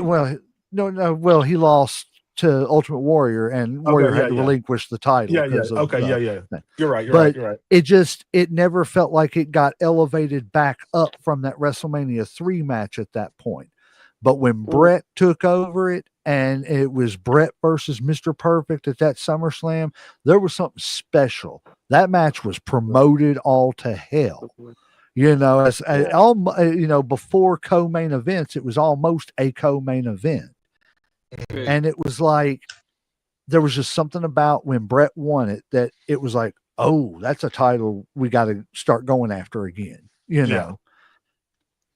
So that's why I've got to give the edge to Brett and just, put him there at the finals. Okay. So the last match before the finals is Latino Heat Eddie Guerrero versus the Heartbreak Kid Shawn Michaels. What a fitting match. Latino Heat versus Heartbreak Kid. Latino Heat versus Heartbreak Kid. All righty. Who wants to start? I can't start with this I'll one. start. I don't I'll know. start. All All right, righty. shoot. I'll start. I don't care. I'm going with Eddie mainly because I don't want to see a Bret Hart and Shawn Michaels thing I was again. going to say the exact same thing. I do not want to see that at the end, so I am strictly going with Eddie. I agree with Sean. Sorry. See, that's so funny because as much as I hate HBK, I was going to put, I would have to give my vote to him, like I said, because he has, as far as Intercontinental Championship. What is happening on this show? Fair and objective. We're trying to be fair. I'm trying to be honest and shit. It's the Twilight Zone, I'm glad. bizarro world. Even though I kind of agree with y'all, I didn't intend for the HBK and that to happen and shit. But I'm also doing it because this was the Viperess. She planned this. She'll say she did. I did not plan this, y'all. She planned it. You planned the it. First original matches. You all made who won up until what is it, 8, and then I finally jumped in. So it's not me. This is all on you guys. Who was you saying, Superfly? I'm going with Eddie Guerrero because even though I like Shawn Michaels, he's had great performances. Yeah. Eddie Guerrero had one of the best performances in the WWE. Yeah. He's wrestled against guys like Rey Mysterio.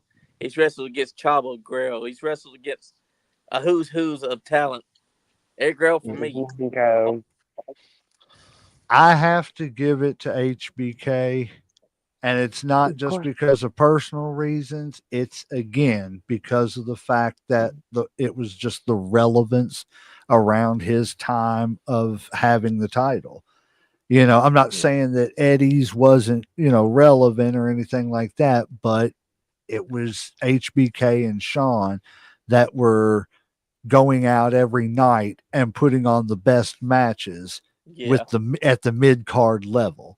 It was, they were like, screw it. If they're not going to sit there and put us in the main event, then we're going to make it the main event and dare them to follow it. Yeah. And that's what they did every night, in and out. And I just feel like that in and of itself puts HBK over Eddie. And it's just, it's not anything. It's the relevance of the time, place, and manner of the championship. That championship for that little bit of time was carrying that company. Yes, it was. Eddie gets the nod. Eddie gets that. We got 3 Eddies and 2 Seans, right? Yep. Yeah. So that sets up the championship. Yep. Eddie Guerrero. Finals. Guerrero versus Bret Hart. Yeah. Oh, no. Bret the Hitman Hart. That's hard too, so. Cheat. I'm going to have to go with Eddie Guerrero. I'm sorry, you guys. I'm just going to go ahead and straight out. No, never apologize for your opinions. Yeah. I don't know. My opinions are great, Here's but I'm why. gonna have to go with Eddie. Here's why I'd have to go for Eddie Guerrero. No offense All to right, let's Bret hear it, Hart. Johnny. You may have been the greatest technical wrestler. You may have been the best there is, the best there was, the best there ever will be. But Eddie Guerrero had something about him that was so special that when he had the Intercontinental Championship, you felt like this man didn't need a title. You felt like this man was already at the apex of perfection, just holding that Intercontinental Championship. I Mhm. mean, who else could lie, cheat, and steal and keep the title just by doing that and have the fans loving their ass? And still love them. Yeah, I agree, Yeah. 100%. I think if you're talking Oh, personality yeah. wise, I would go Eddie. If you're like, if we're talking wrestling, Bill uh, Goldberg. Shut up. Still go bird. Your truck I'm kick gonna. your Don't make truck. me. Shut up. How do you really feel? Uh, Oh God, Bill funny. Goldberg. I'm gonna go That's funny. Brett.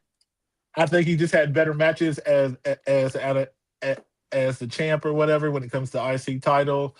I think Eddie, put on good matches, but like we're talking as far as the Intercontinental Champion, I think that he is to me like a Shawn Michaels, like a Razor Ramon. Like I said, that's just my standards or standard bearers. Like when it comes to IC champion, and they haven't changed, so I'm gonna stick with Brett on this one. alrighty. Y'all gonna think I'm crapping on him after just giving him some respect earlier, but I'm going with Brett, and I tell you why. Okay. Not because I do, not for the reasons I've given before. It's because Eddie had. I'm not saying has like he's still with us, but had a self confidence issue. I've got that myself. Don't think I don't. I do. Mhm. Brett Eddie, when WWE put the world title with the WWE title on the world title, I don't care.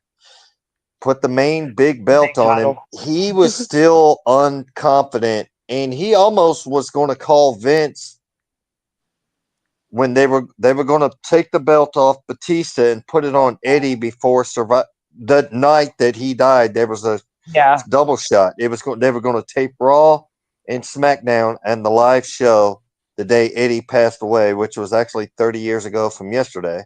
Yep. Yes. And Eddie was going to call Vince and said, "You're making a bad mistake. Don't put the title on me. Put it on Randy." And they literally had to talk Eddie into doing it, Really? into See, I going didn't know along that. with it. Yeah, so I love Eddie Guerrero. I actually respect Bret Hart's in-ring abilities, not his attitude towards a lot of things. Well, Hmm. But Bad I'm going side. with Bret on this one because of the confidence. Does that mean So the J legend Mac, is the break or like the break tiebreaker? Uh, I We think, got two Brett, two Eddies, don't we? yeah, yep. We have yep. two Eddies yeah. and two To Sean's Brett, to or Brett, two Brett Brett. shit. Sorry. So Bret Hart's fate lies in my hands. No. Okay. So I'm gonna break this down for Poor you. Bret Brett. Hart. When I close my eyes and I think of the Intercontinental Championship, I see Bret Hart. I see Randy Savage.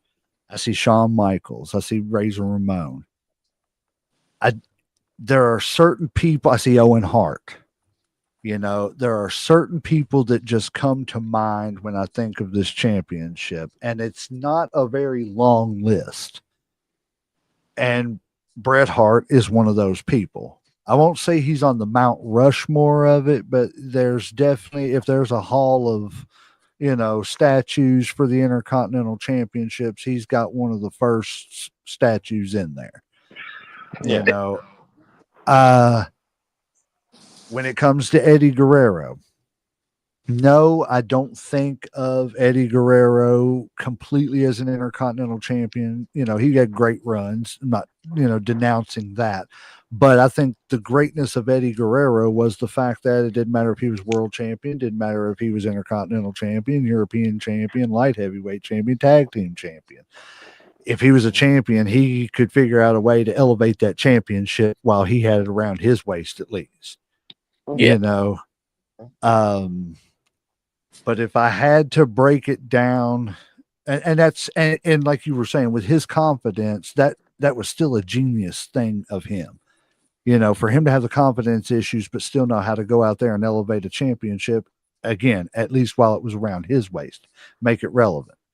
But if I had to pick the greatest Intercontinental champion of all time, if the vote was in my hands, I would have. I just would. I'd have no other choice than to pick Bill Goldberg. Yeah. Goldberg. Oh my I know, god. so stupid. I got to give it to Brett. As much as that pains me, you know, I personally think it should have been Brett and Sean, not because it's just my favorite rivalry, not because of it. I just think that those are two of the out of what we had here. Those are the two that, you know, they really made that title what it could be and should be in the early 90s. Now, like, would your vote change? Like, if it had been HBK instead of Eddie Guerrero? I would have had to look at it different. I mean, honestly and truthfully, because, you know, like I said, you know, when I close my eyes and I think of Intercontinental champions, I see Bret Hart. I don't see Eddie Guerrero, not because he wasn't a, you know, great Intercontinental champion, but it just wasn't. Again, Brett and Sean carried the company with that title. I can't think of anybody else that's ever done that with the Intercontinental title. Well, I have a follow-up question since it more or less end on Brett beating Eddie. Do you all think that had Eddie not passed away, that your all's and he kept wrestling, that your all's answers might have changed? No. And I'll tell you why. Because my opinion is by that time, Eddie would have been permanently in the world title picture. Yes. Yeah. See, that's the reason why I think that. I see what you mean. I don't think he would have been winning many tag team titles or Intercontinental titles or anything like that. He would have been in the world up there. Yeah. He probably, I was just curious. I wasn't sure. What was you saying, Superfly? He would probably been against trying to go for the world titles, though. So he might have stayed inside the Intercontinental title scene and tag team scene. He could have. I mean, and that's, you know, that's the sad thing about him passing away is, you know, we never get to know those things. You know, we don't get to know the potential of what Owen Hart could have been. All these greats that, you know, have passed away. It's sad. But I mean, realize Bret the Hitman Hart is the greatest Intercontinental champion of all time. According to Headlocks, Heels, and Havoc and the Nice Guy Andy podcast. That's right. Yep. This was fun. Does anybody? Yes, it was, man. We'll have to do this again. We're talking about trying to get one together for like some NWA titles, like TV title and stuff like that. You know, we did a tag team title with Brock's Boulder a couple months ago, and I still have it on my whiteboard, dude. We ended up with the Dudley Boys as the greatest there. Yeah, it was the Dudleys between the Midnight Express. Yep. But guys, I have had fun. It's been a long one. It's been a fun one. Does anybody have anything else? Right? Yes, I'm glad the Vipers. No, that's it. I got one more thing to say before we go. Okay. Y'all had asked me a question earlier that I didn't have the answer to, and I finally got a chance to do a little thinking. The greatest that never won it. And this is going to be a weird answer because this person didn't need the championship, but they've also never won it. And I don't think, and it's kind of like what the legend said before, it's like they didn't need it to be relevant. They were still going to be relevant without it, is The Undertaker. Never won the Intercontinental champion in his life. Always the world tag team champion. Yep. Never anything else. Never European, never US. Dude, that never even crossed my mind. Yeah. So before we go, let me pose that question to you, Vipers. We all answered. I believe I said Rick Martel, and he said The Undertaker. Who did you say, Sean John? I said Sean Waltman, X-Pac. Yeah, X-Pac. And who was yours, Superfly? Oh, Karrion Cross. Yeah, So who would be who do you probably. think is the best superstar that should have won the Intercontinental Championship but never did? No, I agree with Karrion Cross 100%. I cannot, like, the name came out and I was like, yep, that's it. That one right there. You hit the That nail one on the right head. there. Well, it Y'all looks know like how I feel about Karrion Cross already anyway, so, like, we might as well just bring that in there. well, it Yeah, looks Karrion like Cross all the way. Headlocks, Heels, and Havoc and the Nice Guy Andy podcast have decided two things today. We have decided the greatest Intercontinental Champion of all time and the greatest to never be Intercontinental Champion of all There time. we go. The two That- votes go to Karrion Cross. There you go. Mhm. That's right. There we go. Guys, I have had a blast. I hope everybody else has had fun, man. We are going to have to Can't do wait to I'm do it this having a again. blast, guys. Yes, Definitely. we will definitely get together to do this. I mean, we don't have to do it for just this. We can just get in and shoot the shit and talk whatever we Heck want yeah. to. That's right. Flop, Come spit, join shoot us on, shit. TikTok Live on Fridays at like 8:30. Yeah, 8:30 ish, Yep. 9 We had a o'clock. Just ball last night. yeah, we were in there till midnight, man. I'm telling you, it was crazy. Good gracious. We'll be having True Story, who's a rapper here in Lexington, Kentucky, and a comedian. He's be inside studio, so hide your lighters. Make sure nobody's around because he might steal your lighters back.